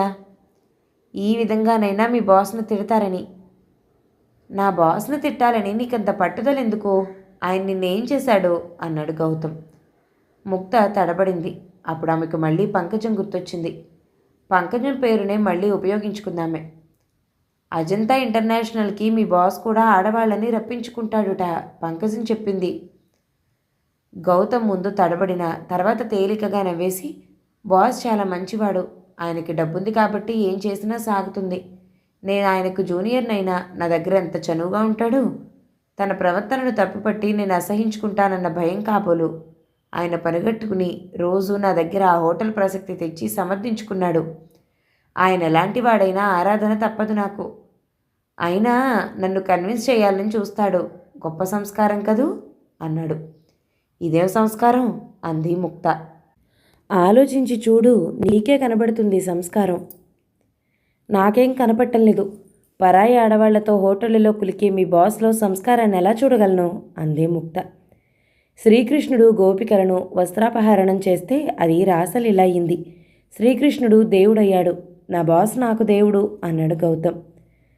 కానీ ఆయనలో వేరే దురుద్దేశం ఉందేమో ఆలోచించారా? వేరే దురుద్దేశం అంటే? ఆయన పనిగట్టుకుని అజంతా ఇంటర్నేషనల్ గురించి మీకెందుకు చెప్పాడు? అది తప్పు కాదని మీ దగ్గర ఎందుకు సమర్థించాడు? ఎందుకో చెప్పానుగా, అది ఆయన సంస్కారం. సంస్కారం కాక దురుద్దేశం ఏమీ కనబడలేదా మీకు? నీకేదైనా కనపడిందా? నేను మీ సంగతి అడిగాను. నా సంగతి నేను చెప్పాను. నీ సంగతి చెప్పు. ఈయనకెలా చెప్పేది అనుకుంది ముక్త. మనసులో ఆమెకు రవంత అనుమానం కూడా వచ్చింది. భర్తకు నిజంగా అసలు విషయం స్ఫురించలేదా, లేక నటిస్తున్నాడా అని. హలో అంది ముక్త భయపడుతూనే. Sweet voice. ఆ గొంతు ముక్త గుర్తుపట్టి, ఎందుకు మీరిలా మాటిమాటికి ఫోన్ చేసి నన్ను వేధిస్తారు అంది. నాలో వేదన ఉంది అన్నాడు భానుప్రకాష్. ప్లీజ్ ఇక మీదట ఇలా ఫోన్ చేయొద్దు. నువ్వు నన్ను కలుసుకుంటానంటే ఫోన్ చేయటం మానేస్తాను. కలుసుకోవటం ఎందుకు? నీ భర్త ప్రగతి కోసం. నా భర్తకి ఈ ప్రగతి చాలు. ఆ మాట అతడిని చెప్పమను. మిమ్మల్ని అతడు తెలుసుకోలేకపోతున్నాడు. తెలుసుకోగలిగిన రోజున ఏమైనా జరుగుతుంది. నన్ను అతడు తెలుసుకున్నాడు. నువ్వే అతన్ని తెలుసుకోలేకపోతున్నావు. ఫోన్లో నవ్వాడు భానుప్రకాష్. అంటే ఇంకా నీకు నీ భర్త ఉద్దేశం తెలియలేదంటే అతను నీ దగ్గర నటిస్తూ ఉండాలి, లేదా నువ్వు నాతో అబద్ధం చెప్తూ ఉండాలి. ముక్తకు చాలా ఉక్రోషం వచ్చింది. ఇక్కడ ముసుగులో గుద్దులాట అనవసరం. ఈరోజు నేను నా భర్తతో మాట్లాడి అసలు విషయం తేల్చేస్తాను అంది. అందులో ప్రమాదం ఉంది అన్నాడు భానుప్రకాష్. ఫోన్లో అతను వివరిస్తుంటే ముక్తకి మతిపోయినట్లయింది. జరుగుతున్నది గౌతమ్కి తెలుసు. తన పరువు కాపాడుకోవటం కోసం అతను తెలియనట్లు నటిస్తున్నాడు. ముక్త నిలదీసి అడిగితే తనకేమీ తెలియదనే అంటాడతను. పైగా ఇంతకాలం నాకెందుకు చెప్పలేదు అంటాడు. నీ ప్రోత్సాహం లేకుండానే వ్యవహారం ఇంతవరకు వచ్చిందా అంటాడు. అక్కడి నుంచి మాటిమాటికి భార్యని అనుమానించటం ప్రారంభించి ఆమెకు జీవితం నరకం చేస్తాడు. అంతవరకు గౌతంలో మనిషిని చూసిన ముక్త ఇక మీదట రాక్షసుణ్ణి చూస్తుంది. అలా ఎన్నటికీ జరగదు అంది ముక్త. ఎందుకు జరగదు?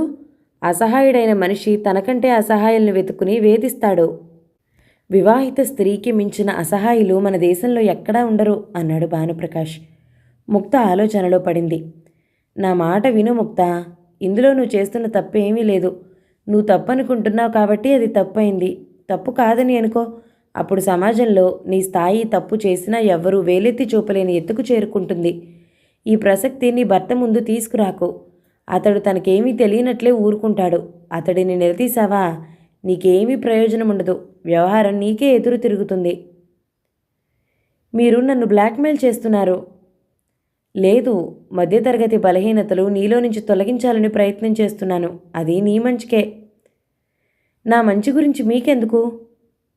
నాకు నువ్వు నచ్చటం నీ అదృష్టం. ఏమైనా నేను ఇది భరించలేను. వారితో మాట్లాడతాను. బాగా ఆలోచించుకో. అందువల్ల ఎదురయ్యే ప్రమాదానికి నువ్వు తట్టుకోలేవు. భర్త నిరసనను ఏ స్త్రీ కూడా భరించలేదని నాకు తెలుసు. నీ భర్తపై నీకింకా నమ్మకం ఉంటే అది పోగొట్టడానికి గట్టి రుజువు చూపగలను.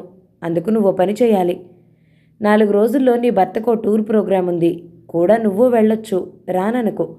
అతడితో బయలుదేరి వెళ్ళి తర్వాత ఏం జరుగుతుందో చూడు. ముక్త ఆలోచనలో పడింది. అవతల ఫోన్ క్లిక్ మంది. గౌతమ్ చాలా ఉత్సాహంగా ఉన్నాడు. బాస్ చాలా మంచివాడు. ఇలాంటి గౌరవం మనకు అరుదుగా లభిస్తుంది అన్నాడు అతను. మర్నాడే గౌతమ్ టూర్లో ఒక పట్టణం చేరుకోవాల్సి ఉంది. ప్రయాణం కంపెనీ కారులో. మక్కం కంపెనీ గెస్ట్ హౌస్లో కూడా. అతను భార్యను కూడా తీసుకుని వెళ్ళొచ్చు. కొత్తగా పెళ్ళైన వాళ్ళం, ఇంకా పిల్లలు లేరు. బాస్ మనకిది హనీమూన్ ట్రిప్ అనుకోమన్నాడు.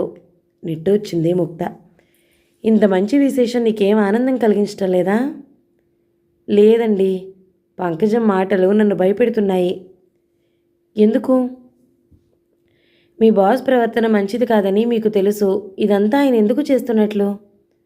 ముక్త, మన సుఖం మనం చూసుకోవాలి. ఆయన ప్రవర్తనతో మనకేం పని? పంకజం అంటుంది, ఈ రోజుల్లో మగాళ్ళు కూడా బరి తెగించారని, డబ్బు కోసం భార్యల్ని దాసులకు అప్పచెప్తారని. అలాంటి వాళ్ళు లేకపోలేదు. తటపటాయిస్తూనే మీరు అలాంటి వాళ్లే అని అంటున్నామే అంది ముక్త. గౌతమ్ ముందు ఉలిక్కిపడ్డాడు. తర్వాత ఏమన్నావు అన్నాడతను. అతడి మాట నీరసంగా వచ్చింది. ముక్త మాట్లాడలేదు. ఒకసారి ఆ పంకజాన్ని పిలు, ఏకి పారేస్తాను. వద్దులేండి, ఆ పని నేనే చేశాను. అసలు ఆ పంకజానికి అంత ధైర్యం ఎలా వచ్చింది? మన ఇంట్లో ఫోన్ ఉందని ఏడుపు. మీలాంటి చిన్న ఉద్యోగులకి ఇలాంటి సదుపాయాలు ఉత్తినే రావుట.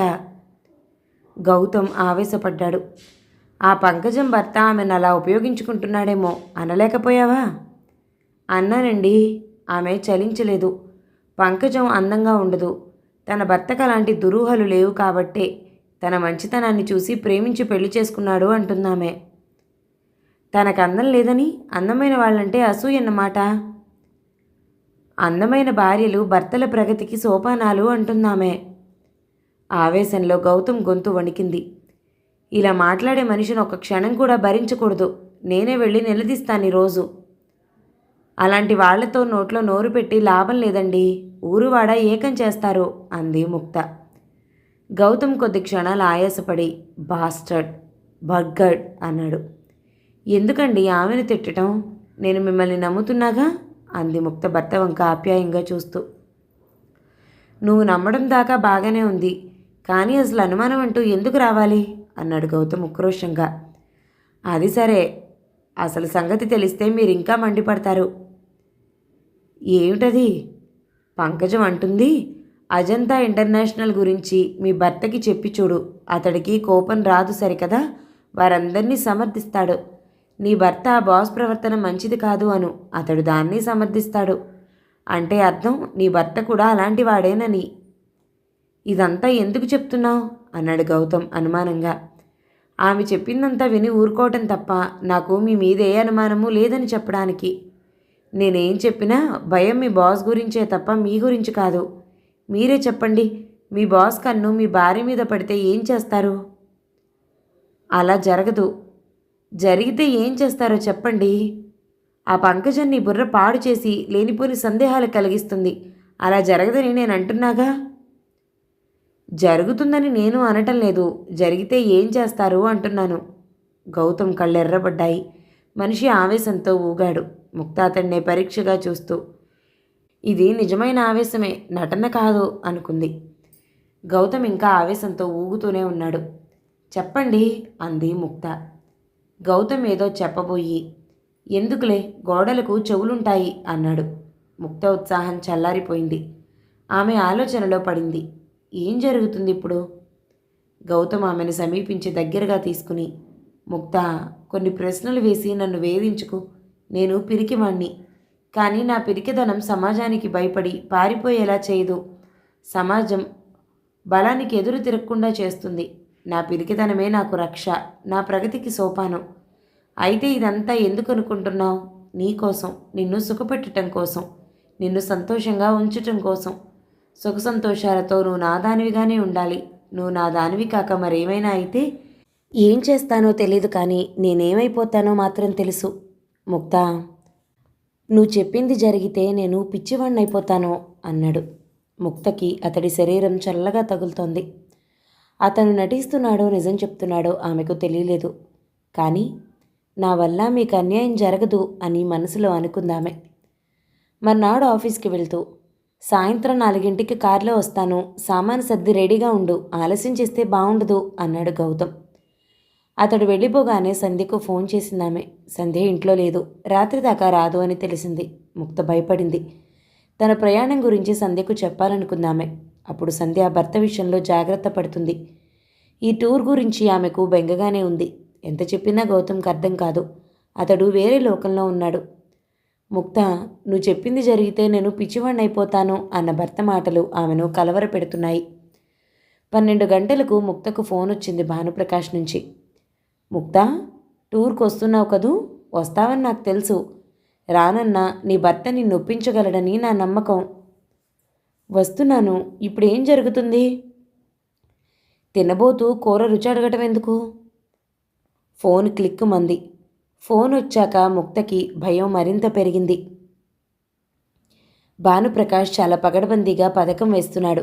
గెస్ట్ హౌస్లో ఏదో జరుగుతుంది. ఏం జరుగుతుందో మరి. సాయంత్రం 4ంటికి భర్త వచ్చేసరికి ముక్త తయారై సిద్ధంగా ఉంది. ఇద్దరూ కారులో వెనక సీట్లో కూర్చున్నారు. ప్రయాణం ప్రారంభమైంది. గౌతమ్ ఉత్సాహంగా భార్యకేవేవో చెప్తున్నాడు. ముక్త అన్యమనస్కంగా వింటూ భర్తకు ఆ విషయం తెలియకుండా ఉంచాలని చూస్తోంది. గౌతమ్ తన ధోరణిలో తానున్నాడు. 2 గంటల ప్రయాణం వారిని గెస్ట్ హౌస్కు చేర్చింది. అక్కడ వారి కోసం ఒక గది సిద్ధంగా ఉంది. గదిలో ఖరీదైన కార్పెట్, గోడలకు శృంగారభరితమైన ఆయిల్ పెయింటింగ్స్, హంసతూలికా తల్పాలు, అతిథి మర్యాదకై కుషన్ సోఫాలు, స్టీరియో సెట్టు, కలర్ టెలివిజన్. గదిలోని హంగులు చూసి దిమ్మెరిపోయింది ముక్త. గదికి అటాచ్డ్ బాత్ ఉంది. బాత్రూంలో టబ్ ఉంది, షవర్ ఉంది. భార్యాభర్తలిద్దరూ అప్పటికప్పుడు వేడినీళ్ళ స్నానం చేశారు. మొదటిసారిగా టబ్బు స్నానం చేసింది ముక్త. అనుకూలంగా లేకపోయినా చాలా హాయిగా ఉంది. భర్త దగ్గరలోనే ఉండి సాయపడుతుంటే అదొక మధురానుభూతిగా ఉందామెకు. అప్పుడు ఆమె భానుప్రకాష్ గురించి పూర్తిగా మర్చిపోయింది. వారి స్నానాలు కాగానే బాయ్ వారిద్దరికీ కాఫీ బిస్కెట్స్ తెచ్చిచ్చి భోజనం గురించి అడిగాడు. తమకేం కావాలో పురమాయించింది ముక్త. బాయ్ వెళ్ళిపోయాడు. ఇద్దరూ వేడివేడి కాఫీలు తాగారు. ఇంత మంచి మంచం ఉండగా సోఫా ఎందుకో అన్నాడు గౌతమ్. ఇద్దరూ మంచం మీద మేను వాల్చారు. పాతాళంలోకి కృంగిపోతున్నట్లు, స్వర్గంలోకి తేలిపోతున్నట్లు ఒకేసారి 2 విభిన్నానుభూతులు కలిగాయి ముక్తకు. ఆమె భర్త వైపు తిరిగింది. అతడు ఆమె వైపు తిరిగాడు. ఇంట్లో కూడా ఇలాంటి బెడ్ ఉంటే అందామె. అతడు బదులివ్వకుండా ఆమె నడు మీద చేయి వేసి దగ్గరగా లాక్కున్నాడు. అతడు లాక్కోనవసరం లేకుండానే ఆమె అతడికి దగ్గరగా జరిగింది. ఇద్దరూ ఒకరినొకరు హత్తుకుని పోయారు. ఏదో కొత్త లోకంలో ఉన్నట్లుంది ఇద్దరికీ. అతడు ఆమెను మృదువుగా పెదవులపై చుమ్మించాడు.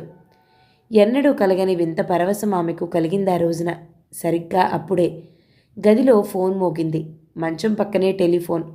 గౌతమ్ ఒక చేతిని చాపి ఫోన్ అందుకున్నాడు. అతడు ఫోన్లో మాట్లాడుతుంటే ముక్తకి అతడు పెద్ద అధికారిలా తోచాడు. ఆమె అతడి మాటలు వినటం లేదు. ఆరాధనాపూర్వకంగా అతడి వంకే చూస్తోంది. అతడి చేష్టలను గమనిస్తోంది. ఉన్నట్లుండి అతడు ఆమెను విడిపించుకుని ఫోన్ పెట్టేసి మంచం దిగాడు. కల కరిగినట్లయింది ముక్తకు. గౌతమ్ బట్టలు మార్చుకుంటున్నాడు. ఏం జరిగిందండి అంది ముక్త. నేను బయటికి వెళ్ళాలి. ఎందుకు? ఒక పార్టీతో మాట్లాడాలి. ఇప్పుడా? ఇప్పుడే మరి అన్నాడతను. తన బ్రీఫ్ కేసులో కొన్ని పేపర్లు సర్దుతున్నాడు. అంత అర్జెంట్ ఏమిటండి? రేపు వస్తానని చెప్పండి. అలా వీలు కాదు. ఆయనకు 2 ఫ్యాక్టరీలున్నాయి. బిజీ మనిషి. నేను ఇప్పుడే వెళ్ళాలి. డిన్నర్ టైంకి వచ్చేస్తానుగా అన్నాడతను. సరదాగా గడుపుదామనుకున్నాను. రాత్రంతా మనదేనని మర్చిపోకో. గౌతమ్ వెళ్ళిపోయాడు. ముక్తకు నిరుత్సాహంగా ఉంది. కాలక్షేపం కోసం ఆమె అక్కడున్న పుస్తకాలు చూసింది. ఇంగ్లీష్తో పాటు తెలుగు పత్రికలున్నాయక్కడ. ఓ పత్రిక తీసి పేజీలు తిప్పింది. వాత్సాయన కామసూత్రాలు. చటుక్కున పత్రిక మూసి మరొకటి తీసింది. పేజీలు తిరిగేయగానే ఓ కథ. కథలో ఏముందో చూపే బొమ్మ. బొమ్మలో ఉన్నది ఆడ మగ లేనిది వారికి దుస్తులు. అప్పుడు ముక్త అక్కడున్న ఇంగ్లీష్ పత్రిక తీసుకుంది. అందులో సినిమా విశేషాలు నచ్చుతాయి. స్మితా పాటిల్ బిడ్డనెవరు పెంచుతారు? భానుప్రియ రాకతో శ్రీదేవి స్థానం పడిపోతుందా? మన్మోహన్ దేశాయ్ అమితాబ్ లేకుండా హిట్ పిక్చర్లు తీయగలడా? నామ్ తర్వాత కుమార గౌరవ్, సంజయ్ దత్లు కలిసి నటిస్తారా? ఇవే దేశాన్ని వేధించే సమస్యలన్నట్లు పత్రికల వాళ్ళు రాస్తూ ఉంటే చదువుతుంది ముక్త. ఆమెకు కాసేపు డైవర్షన్ కావాలి. తెలుగు పత్రికలు ఇవ్వలేని డైవర్షన్ ఆ పత్రిక ఇచ్చింది ఆమెకు. ఆ సమయంలో కాలింగ్ బెల్ మోగింది. భర్త వెనక్కొచ్చాడేమోనన్న ఆశతో ముక్త తనే వెళ్ళి తలుపు తీసింది. గుమ్మంలో ఉన్న వ్యక్తిని చూడగానే ఆమె గుండె అదిరిపోయింది. అతడు భానుప్రకాష్. అతడి ముఖంలో చిరునవ్వు. అతడి చూపులో కాటేసే కాలనాగు కనపడుతోంది. ముక్త అలాగే నిలబడిపోయింది.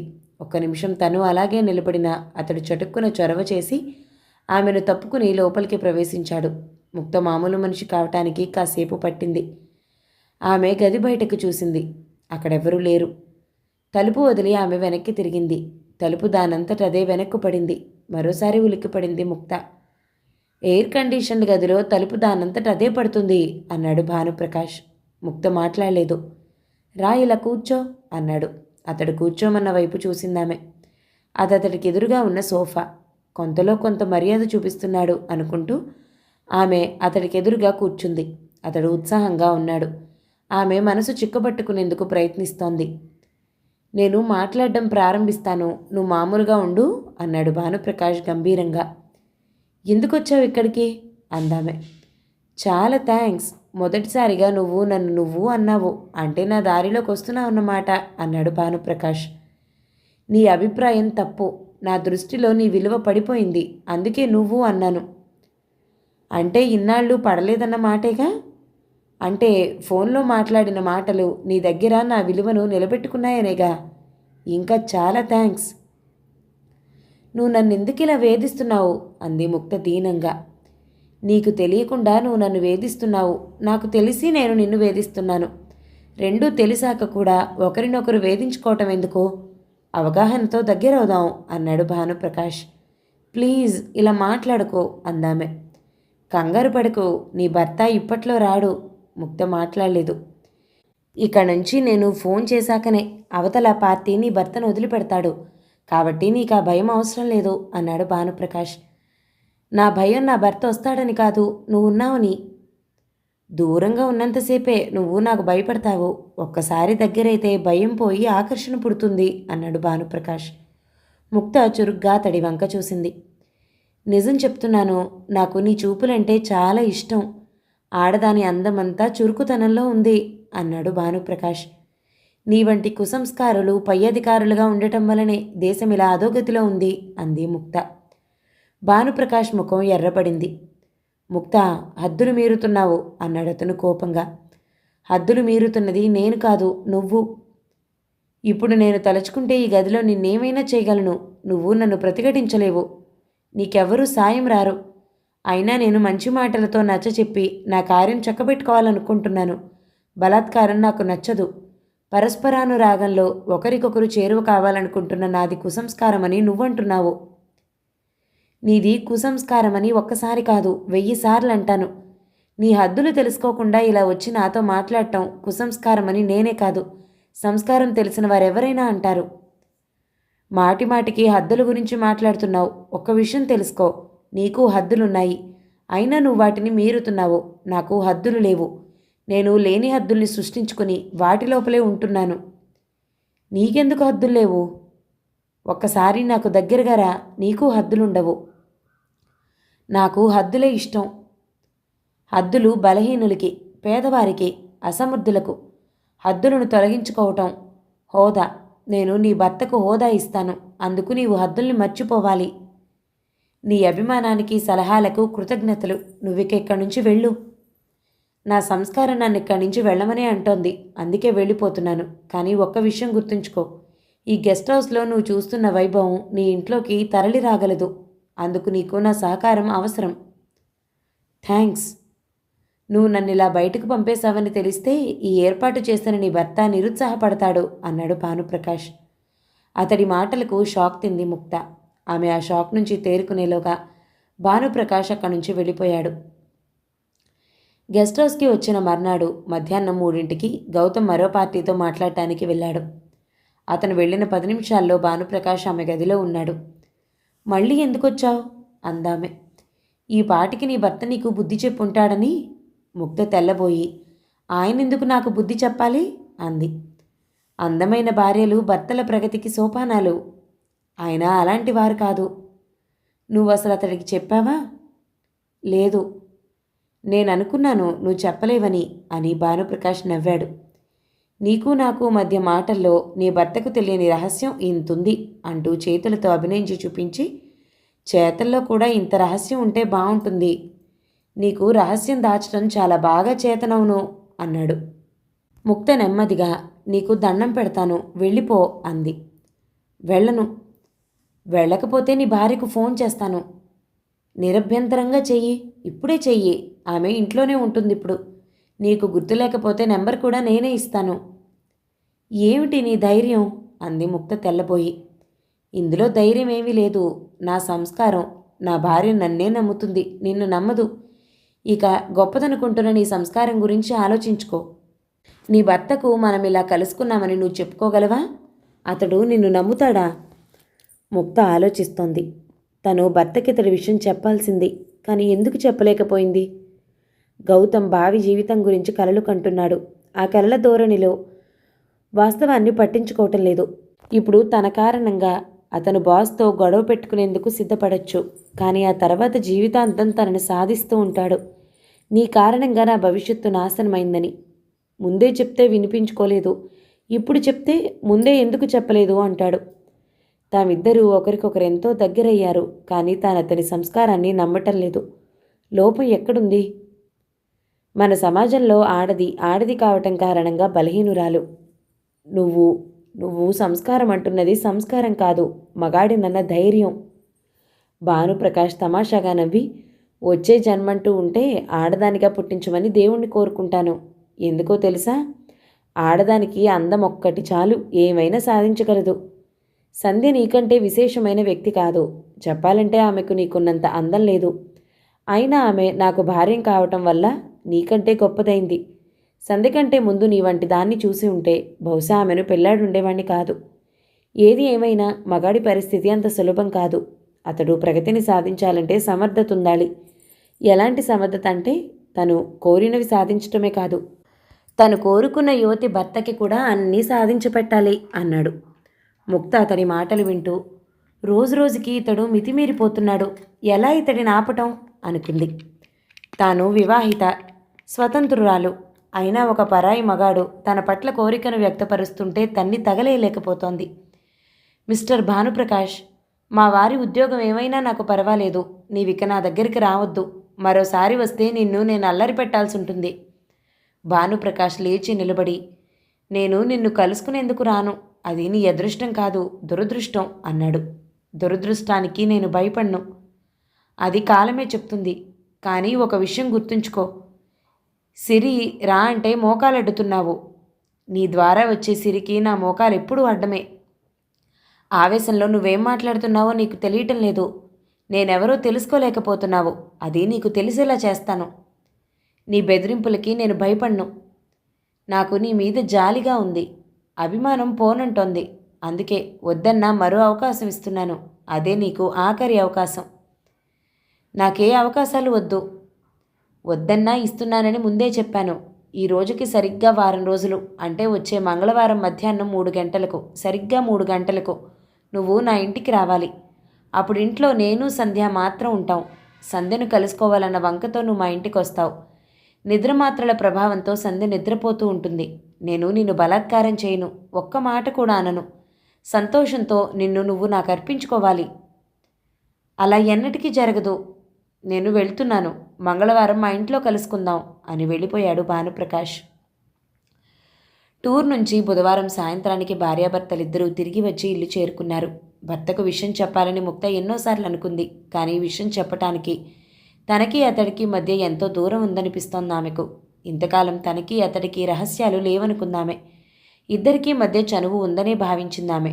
తాను చనువనుకుంటున్నది చనువు కాదు, భర్తకు కూడా చెప్పుకోలేని రహస్యాలు తనకేర్పడ్డాయి.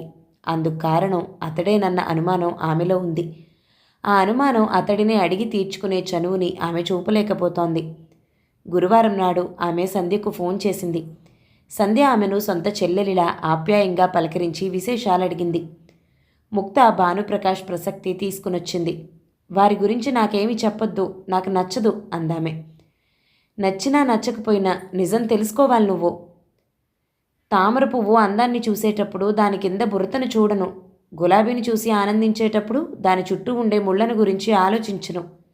నిజం ఒక్కోసారి బురద కన్నా అసహ్యంగా ఉంటుంది, ముళ్ల కన్నా తీవ్రంగా బాధిస్తుంది. మూన్నాళ్ల ముచ్చటైన ఈ జీవితంలో సంతోషంగా ఉండటానికి అనేది అబద్ధమైనా సరే ఆశ్రయించడం తప్పు కాదు. నాకు తెలిసినది అబద్ధమైనా అందమైనది, నీకు తెలిసినది నిజమైనా నాకది వద్దు, ఏమీ చెప్పొద్దు అంది సంధ్య. కానీ నువ్వు నన్ను రక్షిస్తానని మాటిచ్చావు. నీవు కోరే రక్షణ నా భర్త నుంచే అయితే అది నీకు అవసరం లేదు. వారి సంగతి నాకు బాగా తెలుసు. నా ఆలోచనలు తప్పైతే సరే, తప్పక నేను నిన్ను రక్షించగలను. ధైర్యంగా ఉండు. వారి నుంచి నీకే ప్రమాదము ఉండదని నేను హామీ ఇస్తున్నాను. థ్యాంక్స్ అక్క అంది ముక్త అప్రయత్నంగా. ఇంతకీ ఏం జరిగింది? ముక్త చెప్పాలనే అనుకుంది, చెప్పలేదు. విషయం సంధ్యకు తెలిస్తే ఆమె భర్తను నిలదీస్తుంది. అతడు గౌతంపై అలుగుతాడు. అలిగితే ఏం జరుగుతుంది? సాయంత్రం కొంత అర్థమైంది ముక్తకు. గౌతం ఇంటికి పెందరాళే వచ్చాడు. వచ్చినవాడు ముభావంగానూ దిగులుగానూ ఉన్నాడు. టూర్లో ఉన్న ఉత్సాహం ఇప్పుడు లేదు. అలా ఉన్నారేం అంది ముక్త. జీవన్మరణ సమస్య. ఏమైంది? కాసేపు నన్ను మాట్లాడించుకో. అతడు చిరాగ్గా ఉన్నాడని గమనించి ఊరుకుంది ముక్త. కాసేపటికి అతడు తేరుకున్నాడు. దిక్కుమాలిన టూరు నా కొంప ముంచింది. ఏం జరిగింది? బాస్ నాకు స్వతంత్రంగా పని చెప్పాడనుకున్నాను, కానీ అది నిజం కాదు. ఆయన కూడా నాకు తెలియకుండా వచ్చి గెస్ట్ హౌస్లో ఉన్నట్ట. ముక్త తడబడుతూ ఎందుకు అంది. ప్రశ్న వేయగానే అతడేం చెప్తాడోనని ఆమె కంగారు. విషయం అతడికి తెలియనంతవరకు ఏమైనా ఆలోచించవచ్చు. అతడికి చెప్పాలని కూడా అనుకోవచ్చు. కానీ అతడికి తెలిసిపోతే ఆ తర్వాత? బాస్ నన్ను పరీక్షించాలనుకున్నాడు. ఎలా? మళ్ళీ ముక్త గుండెలో భయం, వణుకు. అయితే అతడు చెప్పింది వేరు. బాస్ తన ఉనికిని గౌతంకి తెలియనివ్వలేదు. గౌతమ్ ఒక పార్టీతో మాట్లాడాక తను వెళ్ళి ఆ పార్టీతో మాట్లాడాడు. గౌతమ్ వ్యవహరించిన తీరును తెలుసుకున్నాడు. పార్టీనే గౌతమ్ గురించి అభిప్రాయం అడిగాడు. మీ బాస్ గెస్ట్ హౌస్లో ఉంటే నాకు కనపడాలిగా అంది ముక్త. దీనికి అతడి బదులేమిటోనని ఆమె భయంగానూ ఆతృతగానూ ఎదురు చూస్తోంది. నీకెందుకు కనబడతాడు? నీకు కనబడితే నాకు చెప్తావు. అప్పుడు తన రహస్యం బయటపడిపోతుంది. ముక్త తేలిగ్గా నిట్టూర్చింది. కానీ గౌతమ్ కంగారు పోలేదు. పార్టీ నా మీద సదభిప్రాయాన్ని వెలిబుచ్చలేదుట. ఇలాంటి మనిషిని పంపిస్తే మీ కంపెనీ దెబ్బతింటుంది అన్నట్ట ఆయన. ఈరోజు బాస్ నా మీద మండిపడ్డాడు అన్నాడతను. మండిపడితే రాజీనామా చేయాల్సింది అంది ముక్త. ఓ క్షణంలో నాకు అలాగే అనిపించింది. ఎందుకో బాస్ ఈరోజు నా మీద ఉగ్రరూపం చూపించాడు. గతంలో మెచ్చుకున్న వర్క్ను కూడా ఈరోజు తప్పు పట్టాడు. నాకు బొత్తిగా ఏమీ రాదన్నాడు. నాకు ప్రాముఖ్యతనిచ్చి తప్పు చేశానన్నాడు. ఈ ఉద్యోగం వద్దండి, రాజీనామా చేసేయండి అంది ముక్త. నేను చెప్పేది పూర్తిగా విను అన్నాడు గౌతమ్. ఇంకా ఏం వినాలి అంది ముక్త. వినాలి మరి అంటూ మొదలుపెట్టాడు గౌతమ్. బాస్ గౌతమ్ మీద చాలా ఆశలు పెట్టుకున్నాడు. ఊళ్ళో అతడికో పెద్ద బంగళా తీసుకోవాలనుకుంటున్నాడు. కంపెనీ తరపు నుంచి కారు ఇవ్వాలనుకుంటున్నాడు. కారు గురించి ఆర్డర్ కూడా వెళ్ళిపోయింది. బంగళా విషయం మాటల్లో ఉంది. బాస్ ఐడియాలో 4 ఉన్నాయి. వాటిలో ఒకటి లీజ్కి తీసుకుంటుంది. బాస్ నాకు 5 రోజులు టైం ఇచ్చాడు అన్నాడు గౌతమ్. దేనికి? టూర్లో జరిగిన దానికి, నా ప్రగతికి కనెక్షన్ ఉంది అన్నాడు గౌతమ్. ఉలిక్కి పడింది ముక్త. అలా అని మీ బాస్ అన్నాడా?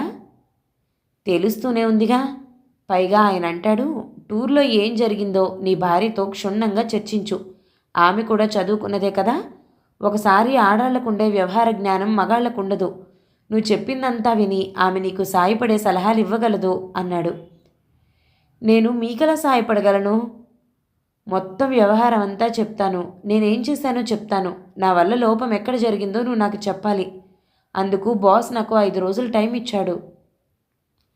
5 రోజులంటే వచ్చే మంగళవారం. ఉలిక్కి పడింది ముక్త.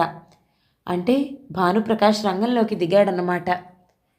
ఇలా షరతులు పెట్టే చోట మీరెందుకు పని చేయాలి? నా మాట విని మరో ఉద్యోగానికి ప్రయత్నించండి. ఇంతకంటే మంచి ఉద్యోగం దొరకదు ముక్త అన్నాడు గౌతమ్ విచారంగా. సమర్థత అంటూ ఉంటే ఎందుకు దొరకదు? మన దేశంలో సమర్థతకు విలువే ఉంది. సమర్థతకే విలువిస్తే ఈ కంపెనీలో నాకు ఉద్యోగం దొరికేదో లేదో. రికమెండేషన్ మీద నేను ఇది సంపాదించుకున్నాను. పోనీలండి, మనకు కారు బంగళాలు వద్దు అంది ముక్త. అసలు విషయం నీకు తెలియటం లేదు. ఏమిటది అంది ముక్త. అసలు విషయం ముక్తకు తెలుసు. అది భర్తకు తెలుసునో తెలీదో ఆమెకు తెలీదు. మా ఆఫీస్లో బాలచంద్రరావు నీకు తెలుసు కదా. ఆమెకు తెలుసో లేదో. వాళ్ళు మన ఇంటికి వచ్చారు కూడా. బాలచంద్రరావు ఆమెకు గుర్తొచ్చాడు. అతడికి గౌతమ్ బాస్. అతడు యువకుడు. అతడి భార్య రమ అందంగా ఉంటుంది. మనము వాళ్ళ ఇంటికి వెళ్ళాం అంది ముక్త. వాళ్ళ ఇంట్లో బాస్ అన్న కారణంగా గౌతమ్ని, అతడి భార్య అయినందుకు ముక్తను అపరిమితంగా గౌరవించారు. ముక్త ఇబ్బందిపడి, వీళ్ళు మరీ ఇంతలా గౌరవిస్తుంటే మొహమాటంగా ఉందండి అంది బయటకొచ్చాక. కంపెనీల్లోనూ ఆఫీసుల్లోనూ ఇది మామూలే. అంతా ఇలా ఉండరనుకో, కానీ ఇలా ఉండేవారు. తాము బాస్ అయితే జూనియర్స్ ఇలాగే ఉండాలనుకుంటారో అన్నాడు గౌతమ్. అప్పుడు ముక్త మనసులో సంధ్యను అభినందించుకుంది. నాకు రమలా ఉండటం చేత కాదు అందామె. నీకు ఆ అవసరం ఉండదులే అన్నాడు గౌతమ్. ఇప్పుడు అతడి గురించి ఏదో చెప్పారు అంది ముక్త భర్తతో జరిగిందంతా గుర్తుకు తెచ్చుకుంటూ. రేపే బాలచంద్రరావు కంపెనీ పని మీద టూర్ వెళ్తున్నాడు. అతడు గెస్ట్ హౌస్లోనే ఉంటాడు. కారులో ప్రయాణం, కూడా భార్య. అయితే అంది ముక్త. ఆమెకు కొంచెం కొంచెం అర్థమవుతుంది. బాస్ నాకిచ్చిన లాంటి అవకాశమే బాలచంద్రరావుకి ఇస్తున్నాడు. అసలు విషయం బాలచంద్రరావుకి తెలీదు. అతడు నాకంటే తెలివిగా వ్యవహరించగలిగితే బహుశా కారు బంగ్లా అతడికే వెళ్ళిపోతాయి. పోతే పోనీండి, అప్పుడు బాలచంద్రరావు నాకు బాస్ అవుతాడు. ఉలిక్కి పడింది ముక్త. ఇప్పుడు బాలచంద్రరావు దగ్గర 3 అసిస్టెంట్స్ ఉన్నారు. వారిని అతడు బానిసల్లా చూస్తాడు. అయినా ఆర్థిక ప్రయోజనాలను ఆశించి వారు అతడి యాజమాన్యాన్ని సహిస్తున్నారు. బాలచంద్రరావు బాస్ అయితే మనమిద్దరం అతడికి బానిసలవుతాం. ఉద్యోగం పోవడం కంటే అవమానకరమైనది. ముక్త ఆలోచనలో పడింది. భానుప్రకాష్ తను ఊహించిన దానికంటే తెలివైనవాడు. అతడు భర్తని ఉద్యోగంలో నుంచి తొలగించడు. అతన్ని ఆశ పెడతాడు, ప్రలోభ పెడతాడు. లొంగకపోతే జూనియర్ని అతడిపై బాస్ను చేస్తాడు.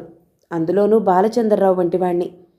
తను రమవైపు బానిసలా చూడాలంటే ఊహలోనే కంపరం అనిపించింది ముక్తకు. నా భవిష్యత్తు మంగళవారం నాటితో తేలిపోతుంది. మంగళవారం. ఈ మంగళవారం ప్రాముఖ్యత ముక్తకి తెలుసు. భారత స్త్రీకి ఎంతో పవిత్రమైన రోజది. శ్రావణ మాసంలో ఆ మంగళవారం నాడు తను పూజలు చేస్తుంది. ఆ పూజలు తన భర్త కోసం. ఈ మంగళవారం నాడు భర్త కోసమే తాను పరాయి మగాడికి అంకితం కావాలి. భానుప్రకాష్ బాలచంద్రరావును టూర్ మీద పంపుతున్నాడు. అక్కడ తను ఏకాంతంలో రమను కలుసుకుంటాడు. రమ ఒప్పుకుంటే, తాను ఒప్పుకుంటే రమ తనకు బానిస. కారు బంగ్లా తన సొంతం. తాను ఒప్పుకోకపోతే రమకు తను బానిస. కారు బంగ్లా తన సొంతం. కారు బంగ్లా సామాన్యమైన హోదా కాదు. ఆ హోదా సంపాదించాలంటే తాను చేయాల్సిన త్యాగం అది సామాన్యమైనది కాదు. భానుప్రకాష్ దృష్టిలో అది సామాన్యమైనదే. ఏమిటలా చూస్తున్నావు ముక్త అన్నాడు గౌతమ్. ముక్త అతడికి చెప్పలేదు. ఆమెకు అతడి వద్ద చనువు లేదు. రోజులు మంగళవారం వైపు పరిగెడుతున్నాయి. ముక్తకు చాలా ఇబ్బందిగా ఉంది. ఆమె కూడా ఎంతో ఆతృతగా రానున్న మంగళవారం కోసం ఎదురు చూస్తోంది. మంగళవారం తన భవిష్యత్తును నిర్ణయిస్తోంది. ఆ రోజు సోమవారం. ముక్తకు భానుప్రకాష్ నుంచి ఫోన్ వచ్చింది. ఫోన్లో అతడు ఆమెకు, రమ నీకంటే తెలివైనది అన్నాడు. రమ ఎవరని ముక్త అడగలేదు. జరిగిందేమిటో ఆమె ఊహించుకుంది. గెస్ట్ హౌస్లో రమ, భానుప్రకాష్. రమ తెలివి కంటే నాకు నీ చురుకు చూపులే ఇష్టం. భానుప్రకాష్ ఇంకా తనను వదలటం లేదు. మంగళవారం సాయంత్రం దాకా నేనే నిర్ణయం తీసుకోను. భానుప్రకాష్ మాటలు ఆమె వింటోంది. కర్తవ్యం ఆలోచిస్తోంది. ఇప్పుడు ఆమెకు అతడి మాటలు కోపం తెప్పించటం లేదు. రమంటే నాకు మోజు లేదు. వచ్చిన అవకాశాన్ని ఉపయోగించుకున్నాను. నువ్వంటే నాకు ఆకర్షణ ఉంది. అవకాశాన్ని నువ్వు ఉపయోగించుకో. ముక్త అతడి మాటలు వింటోంది. తనేం చెప్పటం లేదు. ఈ రోజంతా బాగా ఆలోచించుకో. ద్రౌపదికి 5 భర్తలు. ఆమె పతివ్రత. అహల్యను భర్త కాక ఇంద్రుడు కూడా అనుభవించాడు. ఆమె పతివ్రత. శ్రీకృష్ణుణ్ణి ప్రేమించింది రాధ. ఆమె ప్రేమ కథలకు ఆదర్శం, శీలం, పవిత్రత కవుల కళల్లో ఎలాంటి మరుపులైనా తిరిగి ఎలాంటి అర్థాలైనా సంతరించుకుంటాయి. నువ్వు తప్పు చేయటం లేదు. వచ్చిన అవకాశాన్ని ఉపయోగించుకుంటున్నావు. నేను విలన్నైతే నువ్వు పతివ్రతవు. భర్త కోసం శీలాన్నే త్యాగం చేయనున్న మహాపతివ్రతవు. తప్పు నీ ఆలోచనలో ఉంది, నా చేతలలో లేదు. నా మాట విను. నీ భర్తను నిరుత్సాహపరచుకో. రేపటికి అన్ని ఏర్పాట్లు జరుగుతున్నాయి. మనం తప్పక కలుసుకుంటాం. ముక్త ఫోన్ పెట్టేసింది. వెంటనే మళ్ళీ ఫోన్ రింగ్ అయింది. ముక్త ఫోన్ తీయలేదు. ఫోన్ ఆగకుండా రింగ్ అవుతూనే ఉంది. చివరకు ముక్త విసుగ్గా ఫోన్ తీసి హలో అంది. ముక్త, నువ్వేనా? నేను గౌతమ్ని. మళ్ళీ తుళ్ళిపడింది. హలో మీరా అందామె. అవును. ఎన్నిసార్లు ఫోన్ చేసినా ఎంగేజీ రింగ్ వస్తుంది. చివరికి లైన్ దొరికితే నువ్వు పట్టాన ఫోన్ తీయలేదు. ఏమిటి విశేషం? విశేషమే. ఈరోజు నాకు మళ్ళీ టూర్ ఉంది. సామాను సర్దుంచు, కారులో వస్తాను. సరిగ్గా 4ంటికి. నేను రాలేనండి అంది ముక్త అప్రయత్నంగా. నువ్వు కాదు, ఈసారి నేనొక్కడినే. ఇది నాకు పరీక్ష సమయం. 2 పార్టీలతో డీల్ చేయాలి. రేపు సాయంత్రం 6ంటికి సరాసరి ఆఫీస్లో నన్ను కలుసుకుంటాడు బాస్. ఈసారి బాగా డీల్ చేయగలననే అనుకుంటున్నాను. అంటే ఊరికెళ్తున్నారన్నమాట. నీకేమనిపిస్తుంది? అంతా బాగా జరుగుతుందనుకుంటున్నావా? నేనేం చెప్పగలను? చెప్పగలవు, నువ్వు నా అదృష్ట దేవతవు. అతడు అలా అనగానే అందమైన భార్యలు భర్తల ప్రగతికి సోపానాలు అన్న భానుప్రకాష్ మాట ముక్త చెవుల్లో గింగురుమంది. చెప్పు ముక్త, అన్నీ మీకే తెలుసు. మీకంటే నాకేమీ ఎక్కువ తెలీదు. అలా కాదు, అంతా నేను అనుకున్నట్లే జరుగుతుందని చెప్పు. సరే, అంతా మీరు అనుకుంటున్నట్లే జరుగుతుంది అనేసి తానెవరికో అమ్ముడుపోయినట్లు ఫీల్ అయింది ముక్త. థ్యాంక్స్ ముక్త, కారులో వస్తాను. ఎంతసేపు ఉండను? సరే. ఫోన్ పెట్టేశాడు గౌతమ్. ఆ తర్వాత అతడి కారు సరిగ్గా టైంకి వచ్చింది. గౌతమ్ లోపలికొచ్చాడు. అతడు టెన్షన్లో ఉన్నాడని గ్రహించింది ముక్త. అలా ఉన్నారేం? ఫ్రీగా ఉండండి అందామె. బాలచంద్రరావు వచ్చేశాడు. చాలా హుషారుగా ఉన్నాడు. బాస్ కూడా అతన్ని అందరి ఎదుట మెచ్చుకున్నాడు. అయితే నేను ఈ మిషన్లో ఫెయిల్ అయితే రేపటి నుంచి అతడే నాకు బాస్ దిగులుగా అన్నాడు గౌతమ్. అలా దిగాలు పడకండి. బాలచంద్రరావు మీకు జూనియర్గానే ఉంటాడు. అతడికి ప్రమోషన్ వచ్చినా మీరు అతడికి పైనే ఉంటారు. ఎలా చెప్పగలవు? ఈ విషయం నేను మీ అదృష్ట దేవతగా చెప్తున్నాను. నిజంగా అన్నాడు గౌతమ్. అప్పుడు అతడి ముఖంలో పసిబాలుడి అమాయకత్వం, ఆతృతతో కూడిన సంతోషం కనపడింది ముక్తకు. అందామె. గౌతమ్ తృప్తిగా వెళ్ళిపోయాడు. కార్ కనుమరుగయ్యేదాకా చూసి తలుపులేసుకుంది ముక్త. ఆమె సరాసరి పడక గదిలోకి వెళ్ళి మంచం మీద పడుకుంది. ఆమె మెదడు నిండా ఆలోచనలు. తనేం చెయ్యాలో నిర్ణయించుకుందామె. తన నిర్ణయం తప్పు కాదని ఆమె మనసును సరిపెడుతోంది. సంప్రదాయమో పట్టాన అందుకు అంగీకరించటం లేదు. మనసు ద్వైతీభావంలో ఊగిసలాడుతోంది. ఏం చెయ్యాలన్నది కాదా ఆమె సందేహం. తను చేస్తున్నది తప్ప కాదా? అది. తప్పు చేశాక తన మానసిక స్థితి ఎలా ఉంటుందో తెలియదు ఆమెకు. కానీ ఆమె ఆలోచనల్లోకి భానుప్రకాష్ వస్తున్నాడు. భర్త స్థానంలో అతడిని ఊహించుకుంటే జుగుప్సాకరంగా ఉందామెకు. అజంతా ఇంటర్నేషనల్ గురించి విందామె. రేపు భానుప్రకాష్ ఇల్లొక అజంతా ఇంటర్నేషనల్. అక్కడ తనకు తానే వెళ్తుంది, భర్త ప్రమేయం లేకుండానే. కానీ నిజానికి ఇందులో అతడి ప్రమేయం లేదా? తెరమరుగున ఉండి అతడు నిర్వహిస్తున్న పాత్ర ఏమిటి? అతడికి తెలియకుండానే భానుప్రకాష్ ఏర్పాట్లన్నీ చేయగలుగుతున్నాడా? అప్పుడో విచిత్రమైన ఆలోచన కలిగింది ముక్తలో. భానుప్రకాష్ గౌతమ్ స్నేహితులు. స్నేహితుడి ద్వారా గౌతమ్ తన శీలాన్ని పరీక్షిస్తున్నాడు. రేపు భానుప్రకాష్ ఇంట్లో గౌతమ్ కూడా ఉంటాడు. అప్పుడు అక్కడ గౌతమ్ ఉంటాడని ఆమె మనసు ఒప్పుకోవటం లేదు.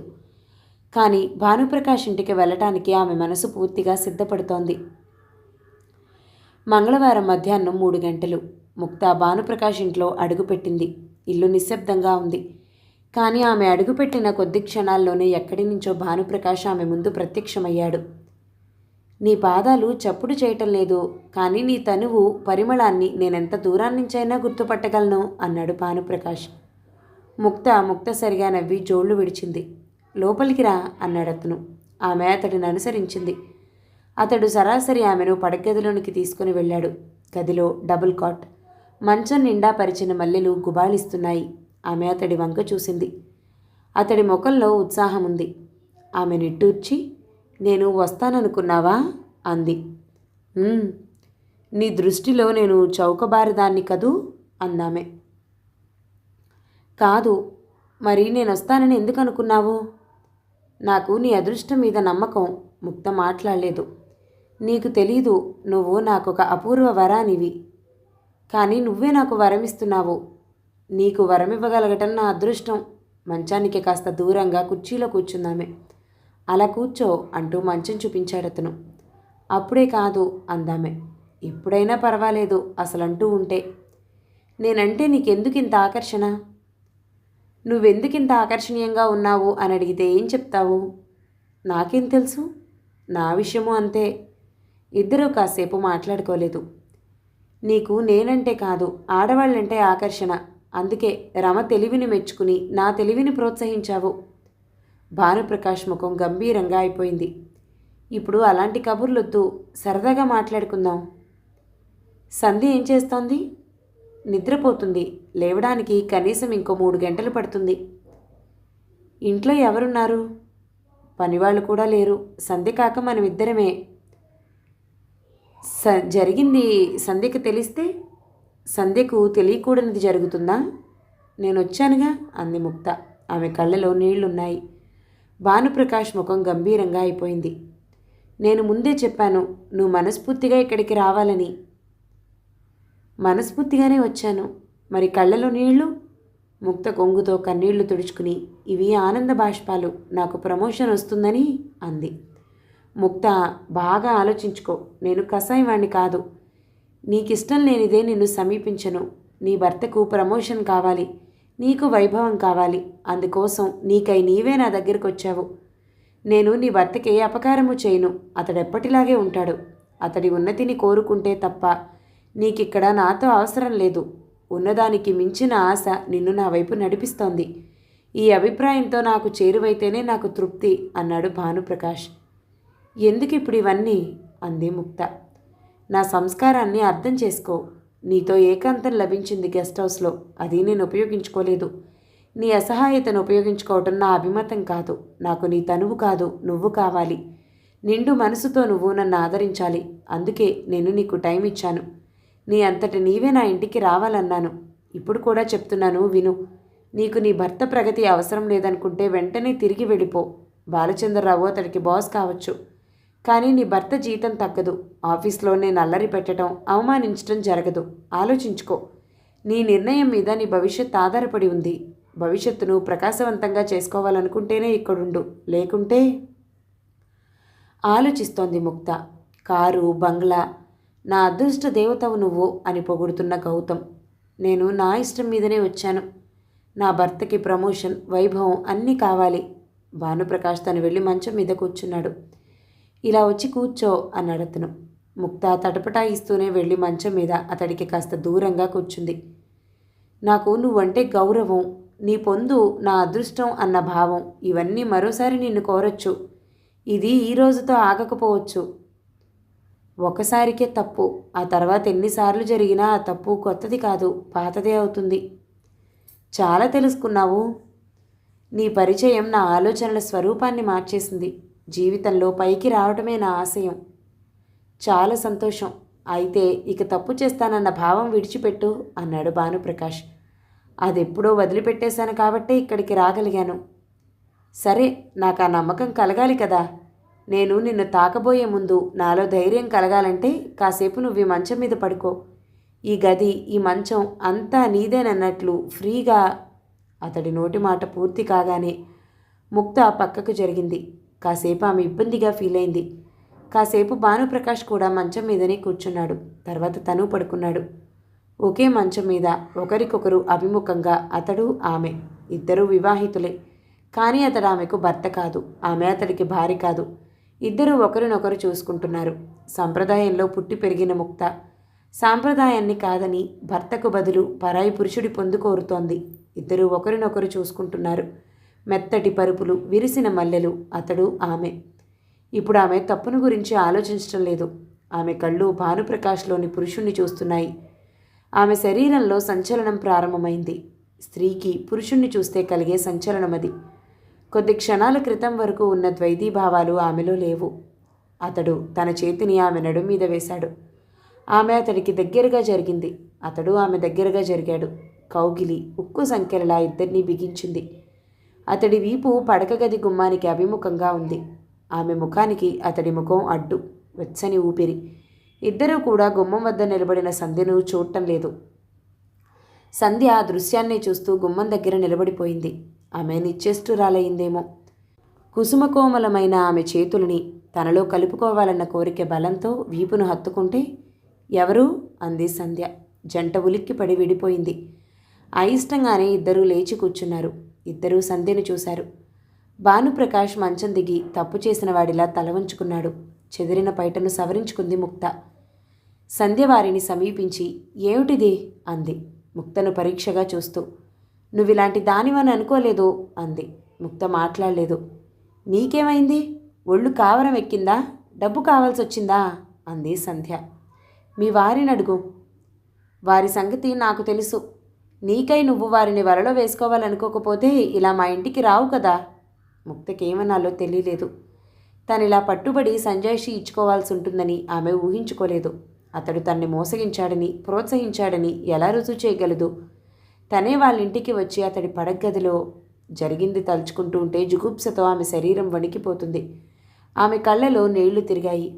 ఎందుకీ కళ్ళబొల్లి ఏడుపులు? నా కాపురంలో నిప్పులు పోయాలని చూశావు కదూ అంది సంధ్య. ముక్త మంచం దిగి నిలబడింది. ముందు చీర సరిచేసుకో అంది సంధ్య. ముక్త చీర సరిచేసుకోలేదు. ఆమె ముఖం 2 చేతులతోటి కప్పుకుని వెక్కి వెక్కి ఏడవసాగింది. ఏడుపుతో నీ తప్పును కప్పిపుచ్చుకోలేవో అంది సంధ్య. ముక్త తప్పును కప్పిపుచ్చుకోవాలని ఏడవటం లేదు. బాధ గొంతులో నుంచి ఏడుపు రూపంలో బయటపడుతుంది. హఠాత్తుగా తనలో బలహీనత ప్రవేశించి తన్ని కోరిందని ఆమెకు అర్థమైంది. తానలా ఎలా మారిపోయిందో తెలియక తన్ను తానే అసహించుకుంటూ బాధపడుతోందామె. కాసేపటికి ఆమె ఏడుపు ఆగింది. అక్క, నా వల్ల తప్పు జరిగింది కానీ తప్పు నాది కాదు. ఈ విషయం మీ వారినే అడుగు అంది ముక్త. మా వారు నీ ఇంట్లో పట్టుబడితే అది వారి తప్పు. నువ్వు మా ఇంట్లో పట్టుబడితే అది నీ తప్పే అవుతుంది. నన్ను క్షమించక్క. నీ వంటి వారిని క్షమించటం నాకు అలవాటే. కానీ నిన్ను నీవు క్షమించగలవో లేదో ఆలోచించుకో. ముక్త మాట్లాడలేదు. అసహాయతతో తప్పు చేసిన పావని నీను క్షమించలేవు. బలహీనతతో తప్పు చేసిన నిన్ను క్షమించుకోగలవా? చెళ్ళున కొట్టినట్లయింది ముక్తకు. ఆడతనం, పడుచుతనం రెండూ కలిస్తే మగాడికి భరించలేనంత ఆకర్షణ. ఆ ఆకర్షణను విచ్చలవిడిగా కొనసాగిస్తే ఈ సమాజం క్రమశిక్షణను కోల్పోయి ఆటవిక సామ్రాజ్యంగా మారిపోతుంది. స్త్రీ పురుష సంబంధాన్ని క్రమబద్ధం చేయటానికి పెళ్లి అనే సంప్రదాయం ఏర్పడింది. ఆ పెళ్లి పవిత్రమైనది. స్త్రీ పురుష సంబంధాన్ని కేవలం ఒక జంటకే పరిమితం చేసి నియమాలు ఏర్పరిచింది సమాజం. మన సంప్రదాయంలో పెళ్లి కాని ఆడపిల్ల కొందరికే ఆడపడుచు, పెళ్ళైన ఆడపిల్ల అందరికీ ఆడపడుచు. ఆడతనాన్ని, పడుచుతనాన్ని కలిపి ఆడపడుచు అనే పదం తయారు కావటం మన సంప్రదాయంలోని ప్రత్యేక విశేషం. పెళ్ళైన ఆడది ఇతర స్త్రీలందరినీ ఆడపడుచులుగా భావించి సానుభూతితో అర్థం చేసుకోవాలి. భర్త తప్ప తక్కిన పురుషులందరికీ ఆడపడుచు కావాలి. ఇది మన సంప్రదాయం చెప్తుంది. స్వార్థపరులు మన చుట్టూ వరలు పన్నుతూ ఉండే ఈ సమాజంలో, స్వార్థం మనను దేనికైనా ప్రోత్సహించే ఈ వాతావరణంలో సాంప్రదాయాన్ని పాటించడం ఎంతో కష్టమైన విశేషం. అది గ్రహించి సాంప్రదాయం పాటించలేకపోయిన సాటి వారిని సానుభూతితో అర్థం చేసుకోవాలి. సాంప్రదాయం పాటించడానికి మనం కఠోర ప్రయత్నాలు చేయాలి. మన స్నేహం ఎప్పటిలాగే కొనసాగుతుంది. పావనిని ఆదరించినట్లే నేను నిన్ను ఆదరిస్తాను. నీ తప్పుకి ఇతరులను తప్పు పట్టకు. జరిగింది మర్చిపోయి ఇక ముందు ఇలాంటిది జరగకుండా జాగ్రత్త పడు. ఈ ఒక్కరోజులో నీవు పాపాత్మురాలివి కాలేదు. ఈ రోజుకు ముందు నీవు పుణ్యాత్మురాలివి కావు. అది గుర్తుంచుకుని మసలగలిగితే చాలు. ఇక నీ వెళ్ళొచ్చు. ముక్త చీర సవరించుకుంది. నిండుగా పైట కప్పుకుంది. భారంగా అడుగులు వేస్తూ అక్కడి నుంచి వెళ్ళిపోయింది. కారులో లిఫ్ట్ ఇస్తానని భానుప్రకాష్ అనలేదు. కావాలని ముక్త అడగలేదు. ఆమె వెళ్ళిపోగానే సంధ్య భర్త పాదాలకు వంగి నమస్కరించింది. అతడు ఆమెను లేవదీస్తూ ఏమిటిది అన్నాడు. మీ వంటి మహాత్ముడి పాదాలకు వంగి నమస్కరించటానికి ముక్త వెళ్లే వరకు ఆగాల్సొచ్చిందని బాధగా ఉంది అంది సంధ్య. నేను మహాత్ముడిని కాదు అన్నాడు భానుప్రకాష్. ముక్తకు నీతులు చెప్పే అర్హత నాకు లేదని తెలుసు. మిమ్మల్ని ఆమె తప్పు పడుతుంటే నిజం చెప్పకపోవటం తప్పని నాకు తెలుసు. కానీ మీ మాట పాటించాను. అందుకే కనీసం పాదాభివందనం. భార్యాభర్తల మధ్య పాదాభివందనాలు సాంప్రదాయం కావచ్చు, కానీ నాకు అవి నచ్చవు. నేను సాంప్రదాయానికి వ్యతిరేకిని. ఆ విషయం నాకు తెలుసు అంది సంధ్య. ఇప్పటికీ ఆమె మర్చిపోలేని నిజం కళ్ళ ముందు కదలాడుతూనే ఉంది. ఎంబీఏ చదువుతూ వాళ్ళ ఇంట్లో అద్దుకుండేవాడు భానుప్రకాష్. అతడు వారికి బాగా దూరపు బంధువు. తన మానాన తను మసిలేవాడు తప్ప సంధ్య వంక కన్నెత్తి కూడా చూసేవాడు కాదు. సంధ్యకో బావున్నాడు. అతడికి చదువు రాలేదు. వృత్తి పనులు నేర్చుకునేందుకు ఇండస్ట్రియల్ ట్రైనింగ్ ఇన్స్టిట్యూట్కి వెళ్ళొస్తూ ఉండేవాడు. గొప్ప ఇండస్ట్రియలిస్ట్ కావాలన్నది అతడి కల. జీవితంలో అతడు పైకి రాలేదన్నది తల్లిదండ్రులకు కూడా తెలిసిన నిజం. అతడు సంధ్యను ప్రేమిస్తున్నాననేవాడు. ఏకాంతంలో ఆమెకు ప్రేమ కబుర్లు చెప్పేవాడు. ఆ కబుర్లలో తనను సినిమా హీరోలా అభివర్ణించుకునేవాడు. సంధ్య మనసు పరిపక్వత చెందలేదు. ఆమె అతడి మాటలు నమ్మింది. అతడి పట్ల జాలితో తను ప్రేమిస్తున్నాననే అనుకుంది. వారి చనువునింట్లో ఎవరూ అనుమానించేవారు కాదు. ఆ ఇంట్లో వారికి ఏకాంతము అసాధ్యమూ కాదు. ఆ ఏకాంతాన్ని సంధ్యను వశపరుచుకునేందుకు ఉపయోగించుకున్నాడు. ఆ లేత వయసులో సంధ్యకు అతడి మాటలు నచ్చేవి. చూసే సినిమాలు, చదివే నవలలు ఆమెకు అతడిలో హీరోని చూపించేవి. అతడే తన భర్త అవుతాడనుకుందామె. కానీ ఆమె సాంప్రదాయాన్ని నమ్మింది. అందుకే అతన్ని తనకు దూరంగానే ఉంచేది. బావ ఆమెను ఎన్నో విధాలా ప్రోత్సహించి విఫలుడయ్యాడు. ముందు మన పెళ్లి కావాలి అందామె అతడితో. మీ వాళ్ళకి నువ్వు చెప్పు అన్నాడతను. సంధ్య ఇంట్లో చెప్పాలనే అనుకుంది. కానీ అతడి గురించి అంతా పనికిరానివాడు అని అనుకుంటూ ఉంటే చెప్పలేకపోయింది. నువ్వు చెప్పు అంది సంధ్య. చెప్తాను అన్నాడతను. రోజులు గడుస్తున్నా చెప్పే ధైర్యం అతడికి రాలేదు. మన పెళ్లి జరగాలంటే నాకు ధైర్యం కావాలి. నా ధైర్యం నీ మీద ఆధారపడి ఉంది. నువ్వు నిజంగా నన్ను ప్రేమిస్తున్నావని నాకు తెలిస్తే ధైర్యం వస్తుంది అన్నాడతను. నేను నిజంగా నిన్ను ప్రేమిస్తున్నాను అంది సంధ్య. అంటే చాలదు, రుజువు ఉండాలి. రుజువు ఉంటేనే ధైర్యం. భగవంతుడు స్త్రీని ప్రేమమయని చేశాడు. సృష్టిలో స్త్రీ స్వార్థపరురాలే కావచ్చు, కానీ ఆమె స్వార్థం తన గురించి కాదు, తన వారి గురించి. స్త్రీ తనకంటే ఎక్కువగా తన వారిని ప్రేమిస్తుంది. బావ తనవాడనే సంధ్య అనుకుంది. రుజువు కోసం ఆమె అతనికి లొంగిపోయింది. ఒక కన్నెపిల్ల లేత హృదయపు తొలివలపుని ఆమె బావ అందుకున్నాడు. అయినా అతడికి ధైర్యం చాలలేదు. ఇంకా ధైర్యం కావాలన్నాడతను.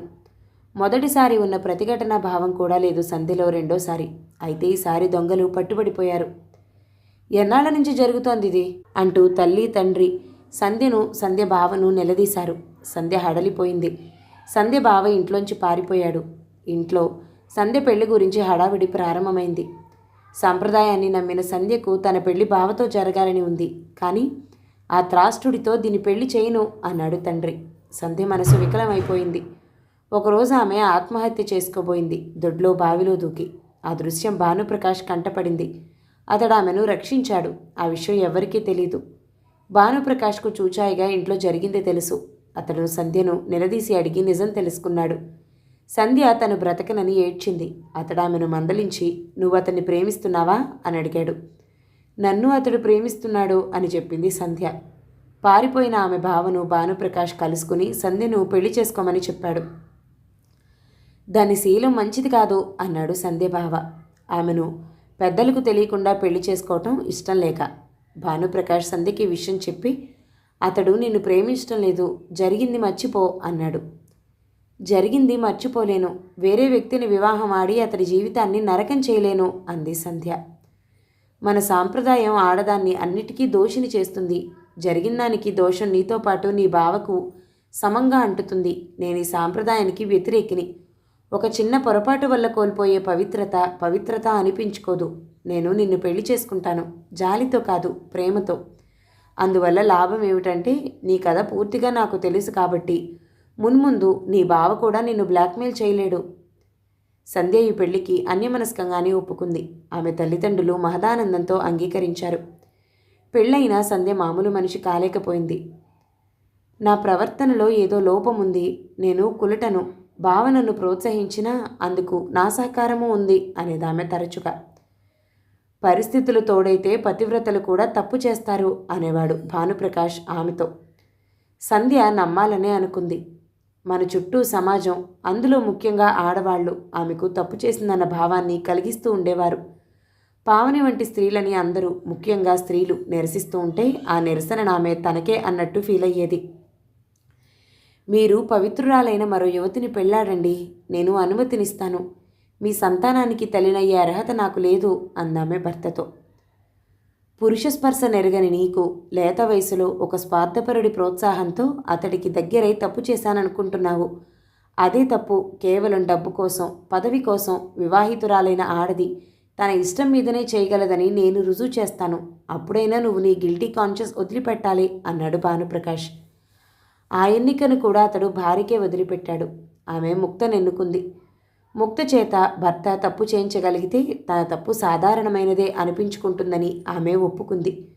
భానుప్రకాష్ తన ప్రయత్నాలు ప్రారంభించాడు. ముక్త నాకు నీయంత దగ్గరగానూ వచ్చింది. కానీ నిజం చెప్తున్నాను, నేను నీ మీద ప్రేమతో నటిస్తున్నాను తప్ప ఆమెపై నాకెప్పుడూ కూడా దురూహ కలగలేదు. అది నా గొప్పతనం. ముక్త నాకు ఎప్పటికీ ఆడపడుచే అన్నాడు భానుప్రకాష్. మిమ్మల్ని నేనెప్పుడూ నమ్ముతాను అంది సంధ్య. సంధ్య భానుప్రకాష్ని నమ్మింది. కానీ మగాళ్ళందరూ భానుప్రకాష్లు కారు. ఆడపడుచు పదాల నుండి ఆడపడుచన్న పవిత్ర పదాన్ని సృష్టించిన మన సాంప్రదాయాన్ని పాటించలేకపోయిన ఆడపడుచుల పట్ల సానుభూతిని జతపరచమన్న విన్నపము పురుషులందరూ భానుప్రకాష్లు కాదన్న హెచ్చరిక ముఖ్యంగా ఆడపడుచులందరికీ ఈ కథ ద్వారా అందితే ఈ రచన ప్రయోజనం నెరవేరినట్లే. నవల సమాప్తం. ఈ నవల కనుక మీకు నచ్చినట్లయితే లైక్ చేయండి, షేర్ చేయండి, మంచి కామెంట్ చేయండి. మన ఛానల్ని తప్పకుండా సబ్స్క్రైబ్ చేయండి. Thank you so much for watching. నమస్తే.